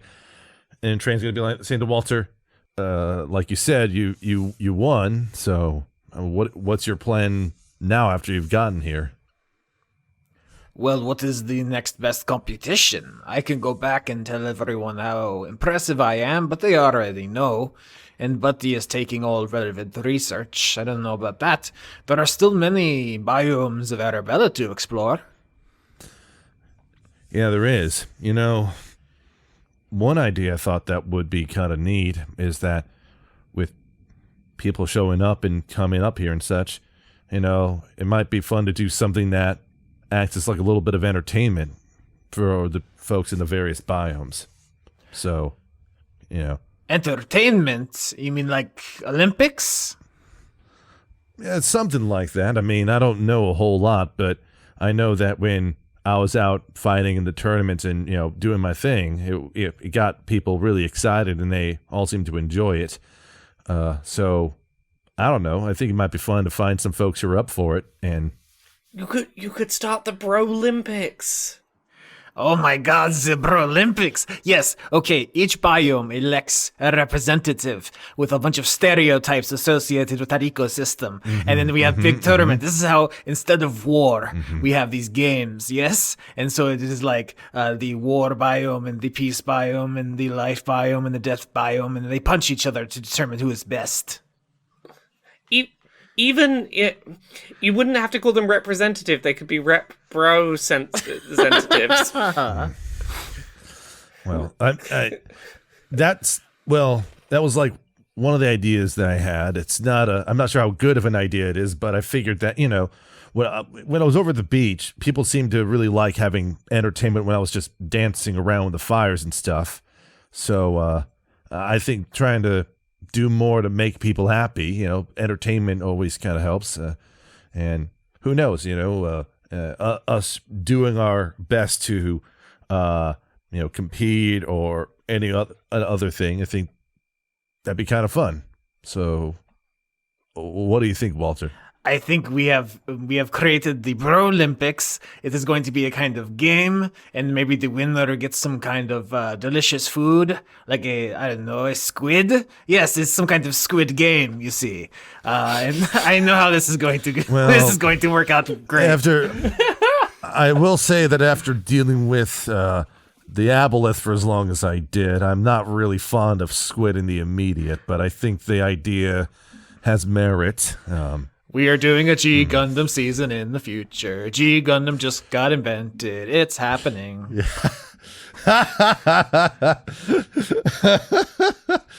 Well, but Train does like the handshake gesture, and they do the bro handshake that doesn't where their fists are up in the air, and camera pans up, and then there's a bunch of plant birds flying above them as it goes into the sun. It gets blindingly up right before the title screen shows up for that season. Cut 2 years later. Yeah. I mean, there's a lot of things I want to cut to, right? Yeah, 500 years in the future, giant robots from the different biomes punching each other, and then the devil shows up and they put a hole in him with the power of love. I was thinking, is it possible to get Chad to be resurrected to have them be part of the Bro Olympics? Don't worry about that. Do you need...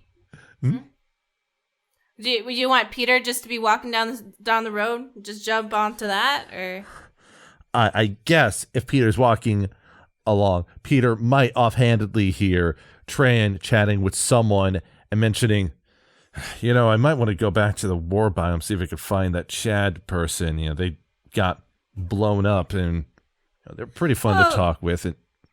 Whoa. I knew that Chad guy. Mm-hmm. Not good vibes. I'm just gonna let you know. We grew up together. I mean, we both had to kill people and cause horrible chaos and destruction, but I didn't like it, and Chad did. Are you sure you want to bring back a problem? I'm just putting it out there. I can't force him to do anything, but I strongly suggest you let Chad be dead. I mean, I all my only experience was fighting Chad the one time, and honestly, they were pretty polite about the whole thing. We were just. Can I just give a little bit of feedback in that he did want to bring eternal hell back to reality to torture people forever? And I feel like if we brought Chad back, he would still feel the same way. He's not really a type of person who grows. He kind of just stays evil. I don't think it would be fruitful to bring Chad back. That's my opinion, man. I guess it's fair. I mean, we did stop hell from coming back, so I mean, I guess if I was, like I said, I only met him that one time, and they were kind of cool. So, listen, man, how about we dance it out? How about we dance out our feelings and see how we feel? And I do a sexy bard dance. Wait, is this like dance off to decide if Chad lives or dies or stays dead? I mean, you go ahead and roll your performance. Please don't let Chad come back. I hate him so much, even though I don't really know him. In my head. 12. No! 24 from Treyan. No! Oh no! You stupid himbo! You call it Treyan a stupid himbo? I think they're both stupid himbos at this point here. Bro, if this is gonna be you, you gotta take responsibility. You gotta get him into working out or something. Yeah, I mean, it's on you to convince this dude to not be a poopy head. All right, that's on you. Peter has his hands up, he's walking backwards. No, like just Peter, right? Listen. Yeah, it's Peter. Right. When I was proposing, like, having a thing to bring my friends back, you know, one of the reasons that we even accepted it was because, you know, Piccolo and such, you know, wanted you to be back really bad. And so I guess the way I think is that, you know, you're back and you're really passionate about, you know, how Chad was like. And if Chad is really that bad of an influence, you know, Walter and I are talking about doing some Brolympics thing. And, you know, even in that context, Chad would not be a good bro, then, you know. Also, sorry, can I just it'd also be a possible solution of Korvac offering Chad a job as a firefighter. I like that you brought up that it's weird, or not weird, but it's an interesting conflict that the person against the resurrection is the person who was resurrected first. Like, the whole quest was like bringing Peter back, and then the first thing Peter says on screen is like, "Don't bring that dude back." I'm not blaming Peter or saying Peter's wrong. I just think it's an interesting, conflict and about the power of the Well of Resurrection. Right? It's like it does help us bring back people who are heroic and good, but like it's going to be misused, and so I think if Chad does get brought back, not if the Riddle snake does their job. Peter's a little bit of a ladder kicker. Yeah, gatekeep. I think Treyan believing in Chad and then Chad getting hired by the ominous fire department and then just being like, I wonder how that turns out. I don't think we even have to say like, oh, Chad is actually a dick the whole time or Chad is reformed. I just think the question is like, you know, how much it's going to be used for good or ill or, you know, a mixture of both. And like, everyone's just going to have to live with that. Yeah, maybe Chad just needs a change of environment. Yeah. Like as you're talking about this, like a nearby candle blows out and oily rags are properly disposed of as Korvac emerges from the shadows. Oh my god. And Oh no. this is how I like enter places now. And I like remove my cloak and say like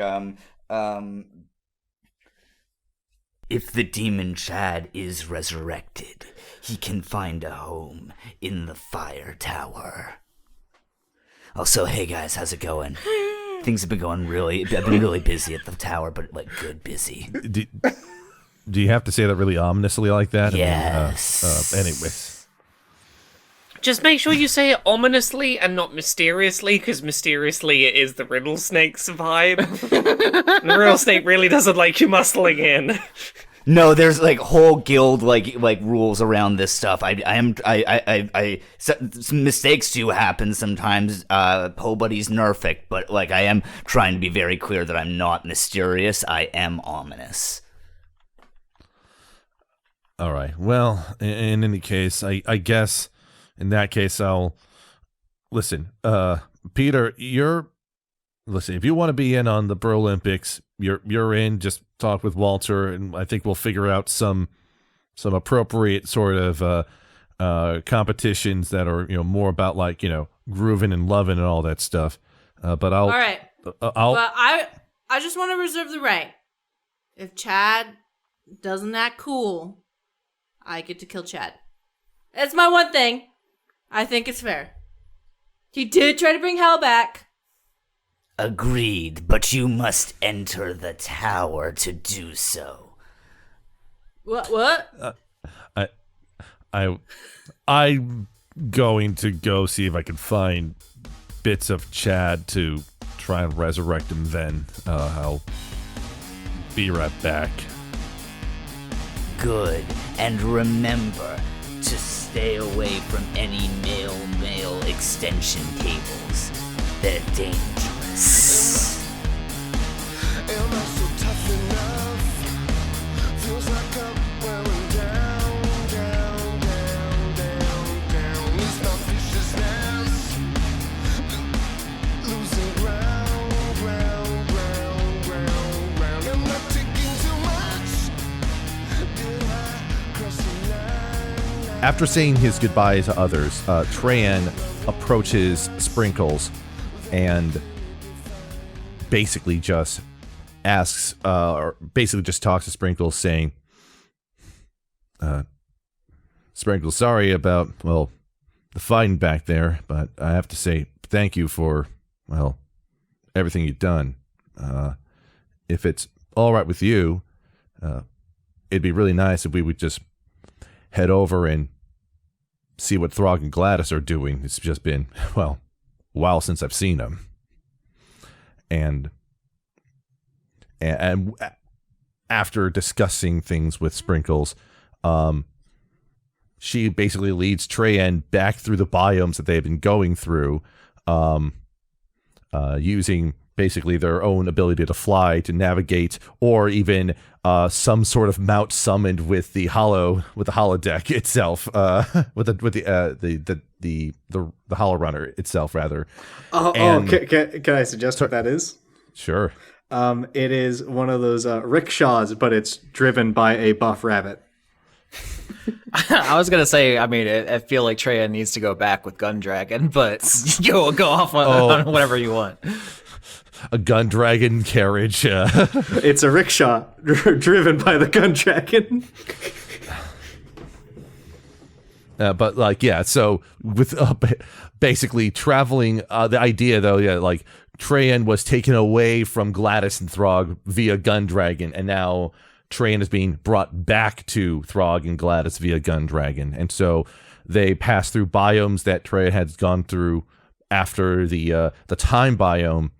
Then there's a veering into a new direction that had not been done before, as the biome's skies shift and change before finally, just like was said before, when the biome shifts from one of them to the dragon biome, it's immediately obvious to Trayan that this biome is the dragon biome, as they crest past that next threshold between biomes.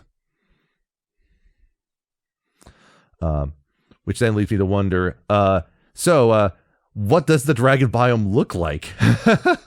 I can take over here if that's okay. Go for it. All right. So the dragon biome, I suppose, differs from these other environments in that it's not so much like a set. It's all plains or all mountains or all savannas, etc. It is several radiating strips of forests, swamps, tundras, etc., all coming out from a centralized mountain point in the center. And each of these strips corresponds to a different chromatic,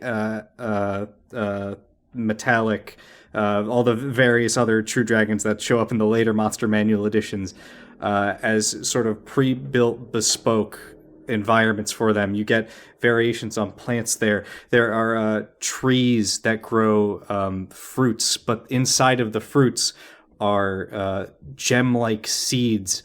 And over time, these fruit grow indefinitely. So the oldest of these fruit have these massive gems inside. Sheep with golden fleeces populate the plains. Silver-scaled koi swim up the streams. There are just wondrous treasures and prey items, even other animals to challenge young dragons and dragonborn for fights, something for them to compete against, to hone their abilities, to learn what it is to be a dominant predator, to have something to give them challenge.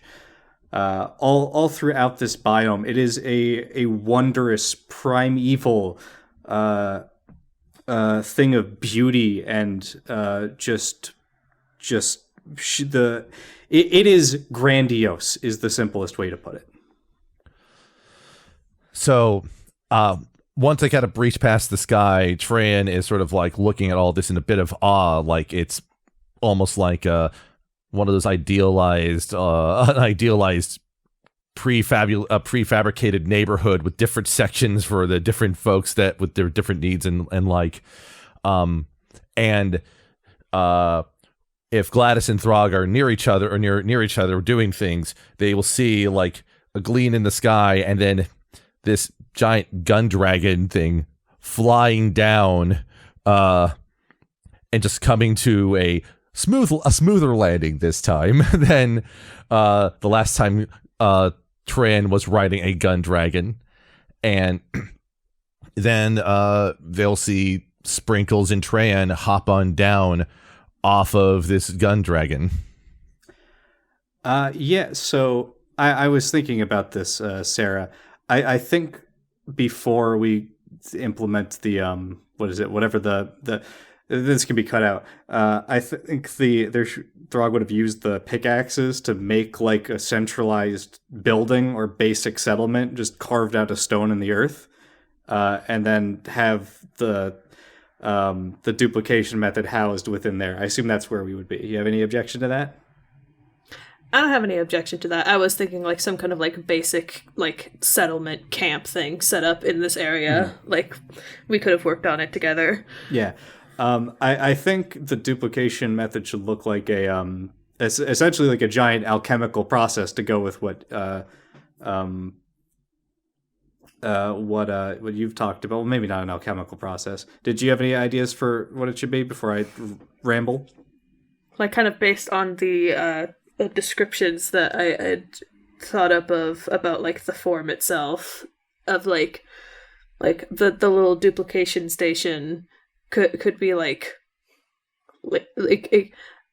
I'm imagining like a wire toy, like a loom, like something being like a big thing making like a duplicate based off of like a pattern that you give it. Mm-hmm. I almost like to think of it as like a printing machine of sorts, like a printing press. Mm-hmm. Maybe we've sort of integrated the Hollow Runner into like a 3D printer that you slide. Like there's just a port you slide a card into, and there's like tubing and vials that come out of that then it generates the duplicate at the end at at the end of a conveyor belt, essentially. Yeah, I like to think it has like wires and tubes and vials that like have like a very like almost like cartoonish alchemy look to it. Okay, yeah, so Trajan lands, and I think he sees these like this very basic settlement that has been set up by Throg and Gladys. Like Throg has used the pickaxe to shape some stone structures. And I think just because of the nature of how he's arrived, there was no way for Throg and Gladys to not notice him from like a distance off, because he's riding a giant gun dragon that nearly killed them. And I think Trajan sees Throg, and Throg is walking, using his spear to support himself at this point. He's got a very noticeable limp in his gait now. Yeah, I think you'll see like Gladys like following like closely behind him. Like she's got like she's got like a kind of like a nervous energy to her still, but she's like waving at Trajan, like seeing that like he's jumping off of this giant dragon. Trajan like just runs on over and just gives both Throg and Gladys as firm of hugs as would be responsible to give, depending on the intended target. Throg will completely reciprocate by basically lifting you off the ground in a hug, and he'll say, "I am so sorry we could not see you sooner, Trajan." It's okay, Throg. I'm just glad that you are okay. I got wrapped up in the race to the end of the world here, and it's just I didn't have any idea that you all would be still alive after all that. Yes, I am sorry. It was a little trick I had to play with Sprinkles. It was the only way we could save the form and get out of the aboleth's control. Mm-hmm. Yeah, and the aboleth is dead now, so, that's a bonus. Austin, would Throg have felt it when the aboleth died? Great question. No, because when your death was faked, the aboleth stopped trying to connect with your mind because you were knocked unconscious. Mm-hmm. In fact, I want to explicitly have at this point, Sprinkles climb off Gundragon and walk over, kind of rolling a big shell in front of her from the Gundragon's flak cannons, and she shows it to you that it's a stun round, which she used basically to knock Gladys and Throg out when they were seemingly killed. And then you all kind of fell to the ground with the fly spell that was on you, landed somewhat safely. And then Sprinkles was like, yeah, they're dead. And so the aboleth was like, all right, I have other things to think about. And just never called that number again. Never tried to call your mental phone number. Mm-hmm. And so, yeah, you had no idea the aboleth had died until just now. I think there's like a moment where, I don't want to say Throg's shoulders sag, but there's just like a palpable release of tension where a weight has just been lifted off his shoulders, that it's something he doesn't have to care about or think about or worry about anymore. And I don't even think he really says anything. There's just like a soft sigh of relief. Mm-hmm. While this is also happening, the little Archaeopteryx is hopped out of the duffel bag and it's just sort of bounding about, encircling Throg and Gladys a bit. For Trajan just sort of continues but yeah, because I thought that you two were gone, me and the others I joined up with, we made a new biome at the end of the world. And, it's a funny thing. One of the things we added in there is a way to bring back someone who's died. I think Throg's eyes bug out a little bit when you say that. Oh? Yeah, I think he just kind of goes, oh. I don't think he knows how to respond to that. Gladys is going to be like, it sounds like you had a lot happen since we split ways, and I am just so glad that you're okay. I remember I was scared, and then I was worried, and then I was a little mad at Throg, but I understood why this had to happen, and I'm not mad anymore, and I'm just it is great to see you. And it's good to see you too, Gladys. And I mean, your stuff's working, right? It's working just like you wanted, right? Yeah, I could give you a tour. We've got everything hooked up. We're able to make the duplicates. They're working very, very well. There was only a couple bugs here and there, but we've got it all sorted out by now. Mm-hmm. Sprinkle showed me some of the extra pickaxes you made, and that's how I kind of figured out that everything kind of worked out. But so what's your plan for going forward after all this? Well, it still feels like there's a lot of work to do because I can make these now. Now it's just a matter of spreading the word and making sure that people don't all like flock over and like try to get like 15 Excaliburs at once and like try to use this for something destructive, because I am hoping with all my heart that these will be helpful for anyone who needs to use them to make a new life here. So, I mean, I guess I'm staying up here in Arabella. I'm not going back to report anything to the dragons or like, you know? I'm not sure what you two are planning on doing in that respect. I think Throg takes a deep breath and says, I am going to tell them what happened up here. But I am going to make it known to them in no uncertain terms that there are things in this world that will fight back if they try to simply dominate this landscape. There is a place for us here, and they should accept that for all it is and nothing more. Sounds about the most fair way to say it. I've been, well, after talking with a few folks, it looks like I'm going to be involved in some tournaments and stuff up here, so I'm not really going anywhere anytime soon. And you, Gladys, you sticking around up here? Oh, like certainly. Like I there's still so much work to be done, and I left everything behind in the old world.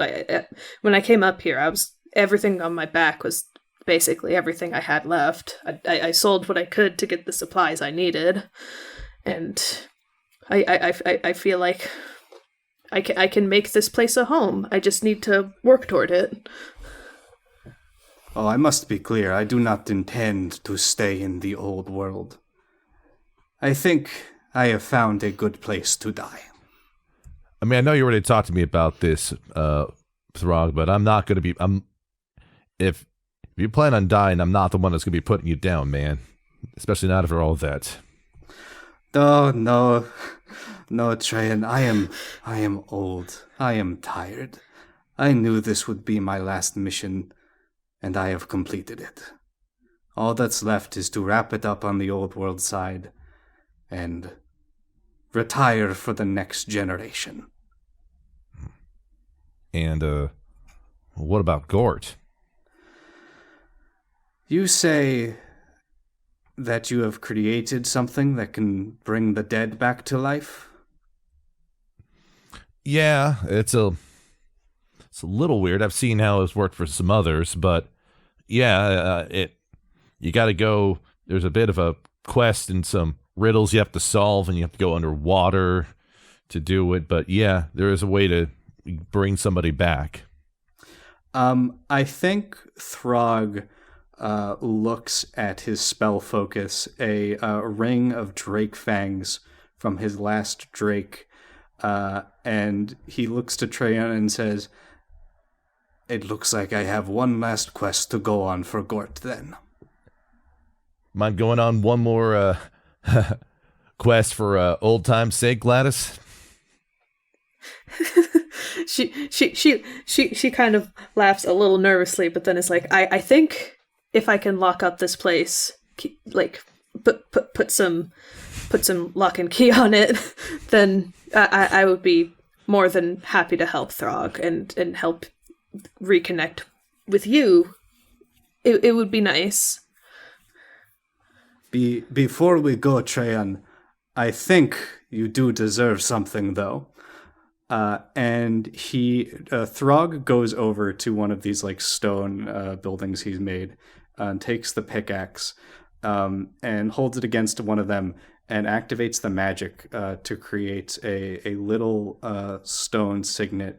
And he takes it and holds it out to Trayan, and it says, "Number 1 in the race to the end of the world."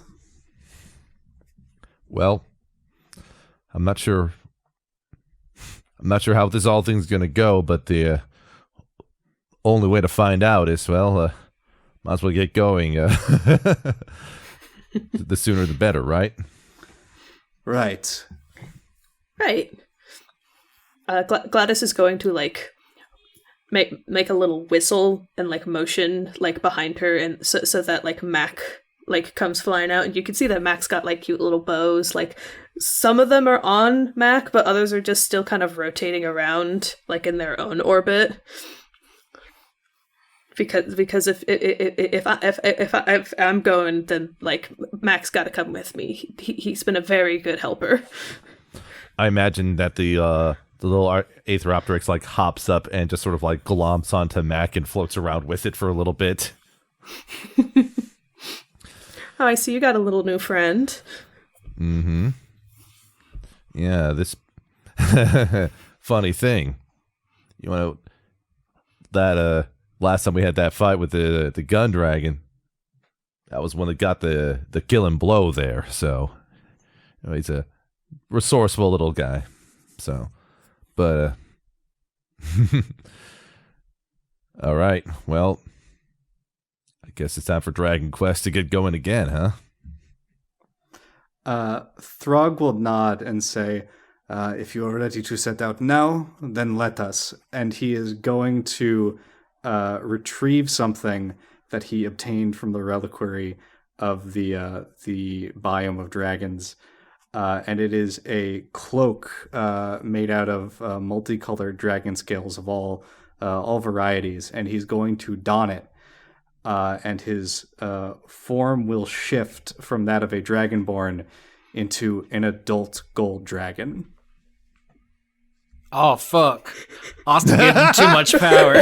Yeah, you can do anything you want during your epilogue. Oh, yeah, what's the highest CR creature in the monster manual that also knows magic? It's my epilogue, and I get to become a full-fledged fucking dragon. Look, all he's intending to do is fly. Don't worry about it. Well, I now picture like a never-ending story type energy with everyone else just like mounted on top of Throg flying across the biomes. Yeah, the body part in the dragon reliquary was a dungeon, and the item made you a dragon, and that's why they call it Dungeons and Dragons. Perfect. That would make a great game. Gladys absorbed the dungeon, obviously, into her pancreas. So like the party is able to saddle up and fly back the way they came. Sprinkles can come along with if she wishes. I say that, catching up and otherwise would be nice, but Yeah, I think Sprinkles had a time with Throg and Gladys off screen between faking their deaths and meeting Pants for Pets LLC.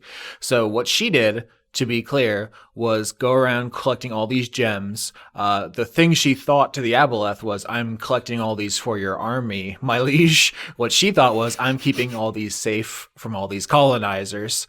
And that's what we saw when we met her, was her just going around collecting gems. But now we know every once in a while she would go to the dragon biome, flap over there to check in and make sure that everything was going okay, including picking up those pickaxes for evidence of their survival. So I think if Sprinkles gets an epilogue here, she's already been forgiven by Gladys, who wasn't in on the plan, because they couldn't talk about the plan they made with the cards that night without alerting the Aboleth, who did not understand the subtext of the trading cards. But yeah, so she can give each of you a hug, but then she pulls out all of the gems, including if Trayan gives her Trivier, Mulchface, and Ray. And oh yeah, absolutely. Those going back to Sprinkles for sure. Yeah, and so Sprinkles takes all these gems and opens up her bag of holding, where she has dozens more, and she just waves goodbye to all of you, and she's gonna go fly off to try to find a home for them. There was no new ones when the gods made Arabella, so there's no gift for them. There's no answered prayer waiting, but there might be somewhere where they can all be together. And so that journey also is continuing. She takes off into the sunset on her little wings. The the Dragon Quest party is able to proceed to the biome at the end of the world with various things. The description is elsewhere in the episode, but I will say to the players here who haven't heard it yet, there's a lot of air plants floating in the air. There's crystals in the air as well. It's very interesting because then we have the air plants. A lot of the structures, a lot of the terrain is plant focused, like actual just plants. And then there's the underwater areas as well. And there's also plenty of plant animals, which is kind of a fun touch too. So when they arrive at the biome, Trian is able to point out where effectively the well of resurrection is in the water, and the party is able to go through the trials to get to the well of resurrection deep in the waters themselves. And the way it works, as a reminder, is that you have to throw a body part of someone in there in order to initiate the resurrection. Yeah, and Throg unclasps his spell focus from his wrist and drops it into the well. So I got a question for you. So, like, as a reminder from me, what were those fangs? Who were they from again? They were his original Drake that passed away when his family was attacked. And that would be Gort's mother. So this set of fangs sinks further into the dark abyss within this underwater well, effectively. And then I believe after a moment, the Drake just comes swimming out from it towards us. Yeah, I think this Drake crests the water, disoriented. It doesn't really know what's going on. And for a moment, I don't even think it recognizes Throg. But as it sniffs the air for a bit, it realizes this is him. It's back. It doesn't have the ability to understand the context of what's happening. But Throg just walks up and sort of like grabs it in a hug around its neck. I don't even think he says anything to it. He's just quietly consoling it for a moment before he says, "There is someone you have to see." And he takes a step aside, and Gort sees for the first time his actual mother. And I don't think Gort really knows what to do. He's never seen probably another one of his species before, let alone his own mother. And there's some trepidation there. He shies. It's a new big creature. He doesn't really know what to do. But the Drake knows, and it's like instincts take over, and it just sort of like walks over and lies down on the ground and just licks at Gort's face. And Gort's a puppy. He doesn't care. As soon as he's getting affection, he's happy. And the two have been reunited.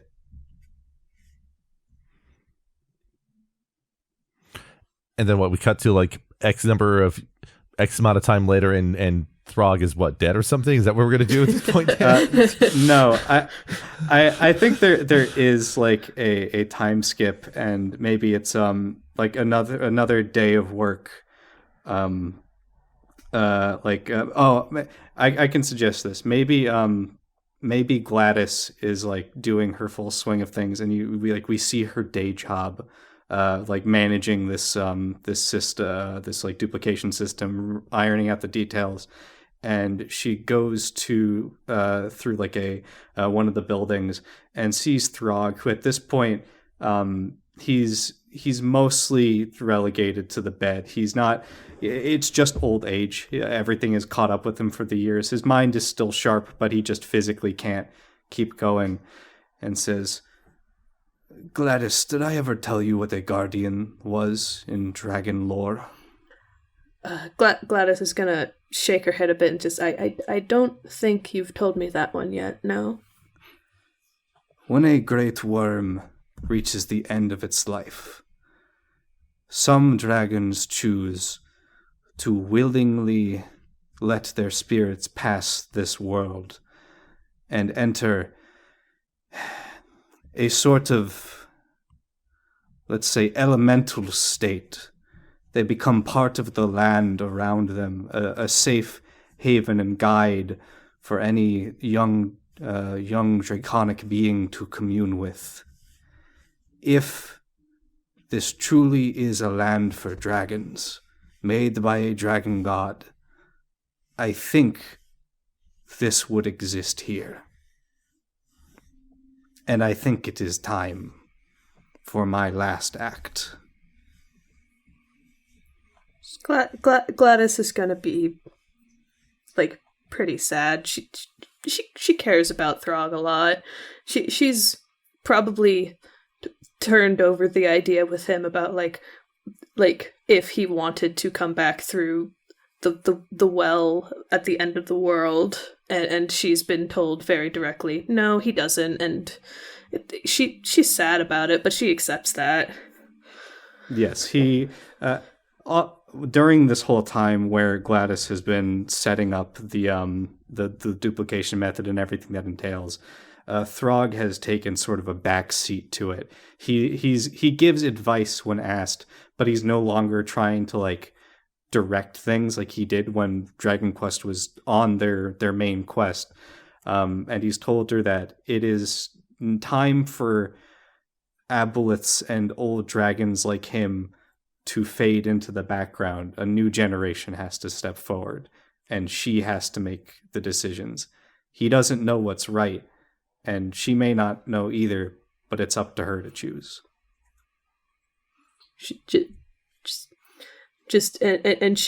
I like to think that Gladys has been slowly coming into her own. She's pretty confident about the direction that like the duplication stuff has been going in. She's adding her own like touches to the buildings, kind of making it look more homey. Like she's a bit of an artist, so she has like drawings and paintings and stuff like slowly accumulating over the place, and she's been slowly like through like other people maybe passing through or learning about it through other people who learned about it through other people who learned about it. Like it's still getting off the ground, but like there is the knowledge out there that the gifts the gods gave people can be given to anyone, and she's happy that she can be part of this and make this something that like people can hopefully make use of without as much fighting for them. Yeah, and I think Throg will ask Gladys to help him up. Like she gets one side of him, and his original Drake supports his other side as Gort follows behind, not really understanding what's happening. I guess I should ask, does Trajan want to be here too for this? Oh, I'm sure he is. At this point, if it's been a little bit of a time, Trajan has effectively been working on the preliminary planning stages for the Bro Olympics, as it were. And in addition to that, probably has had some folks come to the biome to try to learn some of his particular fighting style. So between capoeira lessons and planning, it's easy enough for him to be over for this in particular incident. Oh, maybe we, to help Tran achieve his dreams, we've used the pickaxes to make like a DBZ type arena there. I was just thinking, like, my context goes to like a Pokemon fighting field, but like DBZ probably is more fitting for the fighting style stuff. I would picture the arena would have like little emblems for each of the metallic and chromatic dragon types around it and such. Like, so because this is the dragon arena effectively. Oh gosh, imagine each biome having their own arena. Shit. Oh, this is great. I cannot wait to fight in the flesh arena. I think Throg will sort of proceed to an area a little bit outside of the settlement that they've created. He will turn to Treyan and Gladys and say, "I am so proud of the two of you."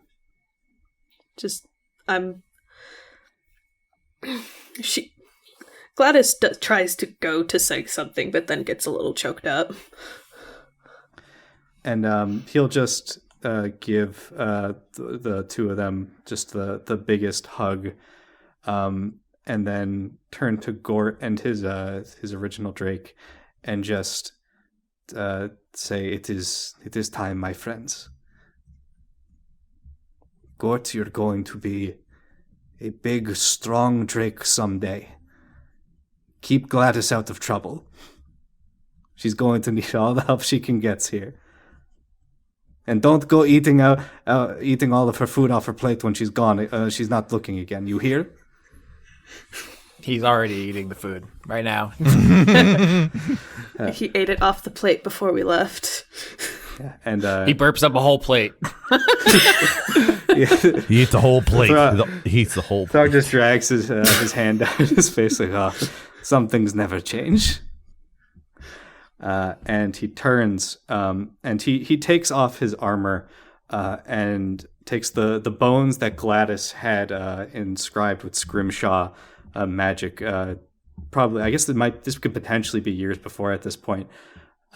And he removes them from his armor and starts to eat them, swallowing them one by one, and then he does so with the rest of his gear and equipment, his hoard, until he comes down to his spear, which he plants in the ground, and he starts to walk forward. And he was right.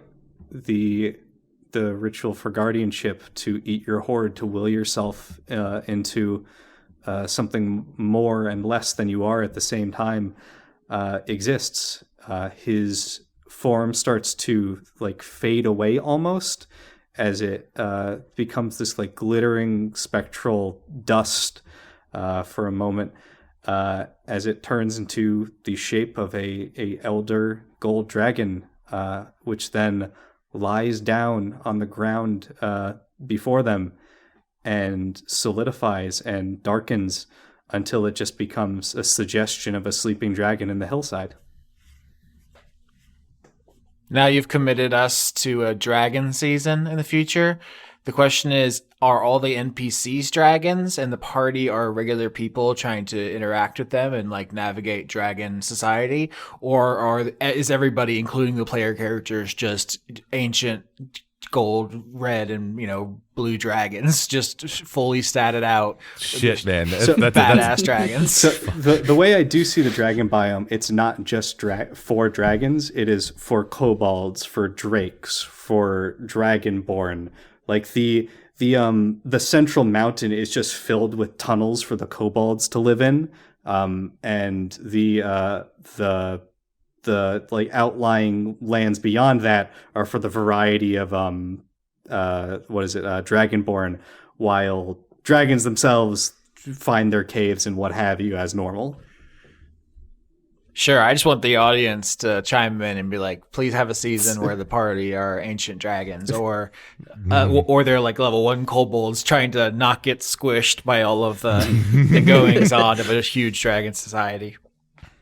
Dragon season coming, I don't know how many years from now. It's just Draketopia, just gotta just there is one aspect of extra aspect of dragon guardianship. Two. One, any eggs laid nearby the Dragon Guardian are hidden from danger. They're essentially magically concealed.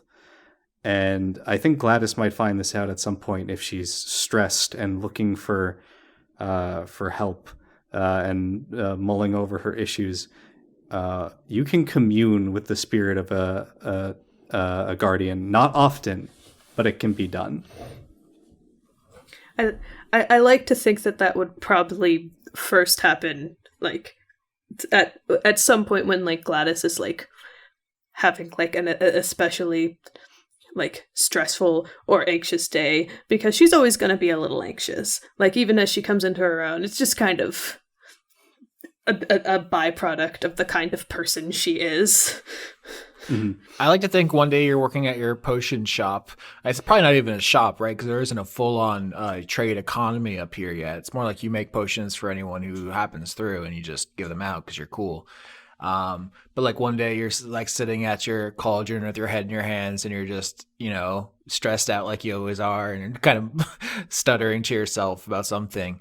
And you hear the door open, and someone comes in and drops a big, heavy helmet on your head. And says, "Hey, you never came and picked this up. I was just taking it back temporarily. It's still yours. It's a gift." Bronco. Oh my! It's been, I don't even know how long. Yeah, sorry. It's me, Bronco. You remember the drow from the before? Yeah, the before. Oh man, I never heard back from you after that. Just what? Just how did that all go? Did you guys make the song or something? No, I got chopped into cold cuts. Actually, my bones all broken apart. I was turned into kind of a meat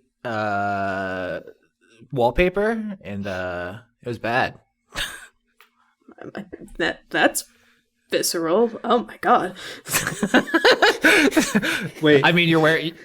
Go ahead. Wait, did he go back and see that he was made into wallpaper?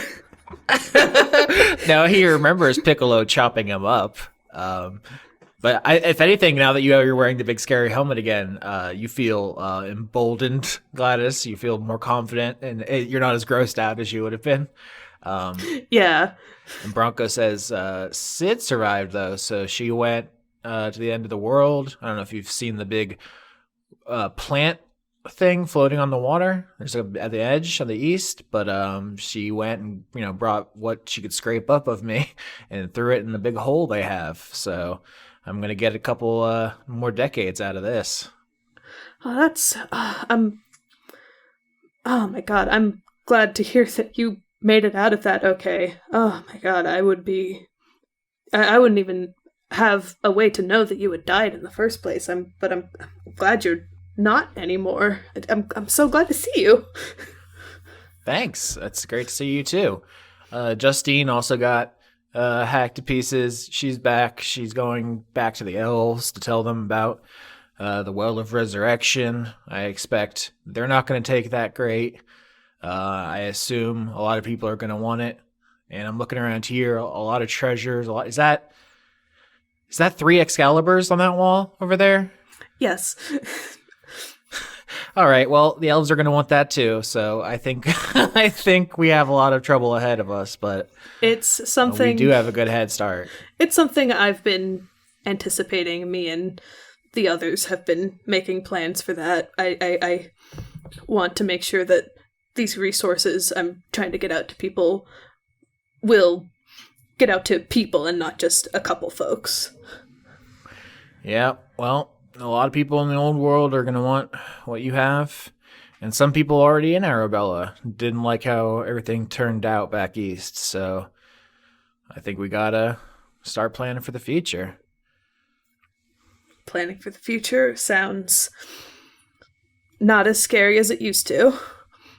Well, that's the helmet talking. That's so true. But you take the helmet off and repeat yourself? Yes, she will do that. All right. Do you ever figure out who owns the moon? You know, I've mulled it over for a long time since then. I come to a lot of different answers based on how I'm feeling during the day. I think right now I feel like the answer to that is that no one can quote unquote own the moon, but people can go to the moon and people can talk about what they want to do up on the moon, and it's just up to us to make sure that we don't explode it. soft spark against the dark, and we erupt, but it's a slow burn. I take a chance, we start to dance, can see enough to know to turn around.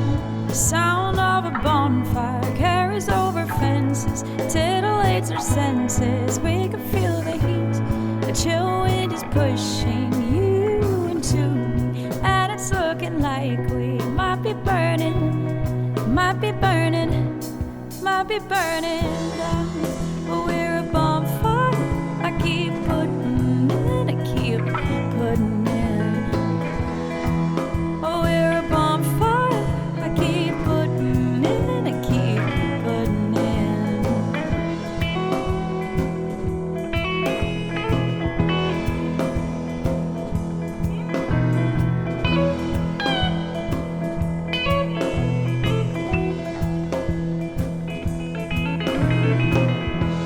I take your hand, but you demand a different love, a different touch. So off we go to burn below. The kindling wasn't quite enough. Sound of a bonfire carries over fences, titillates our senses. We can feel the heat, chill wind is pushing you into me, and it's looking like we might be burning, might be burning, might be burning down. We're a bonfire, I keep putting in, I keep putting in.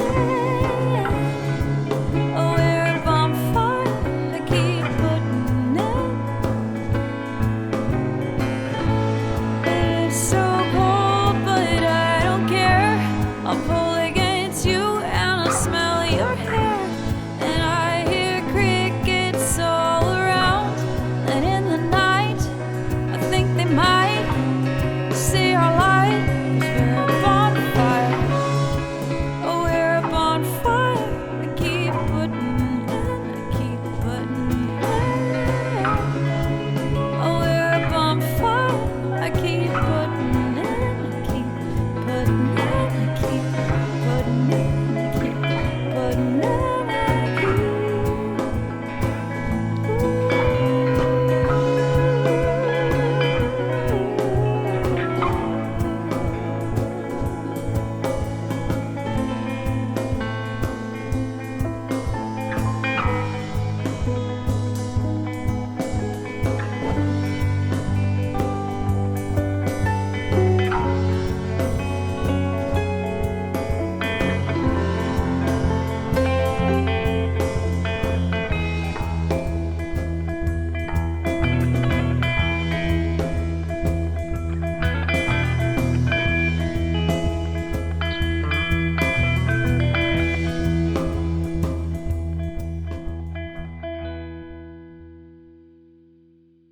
I think the after credit scene should just be Throg's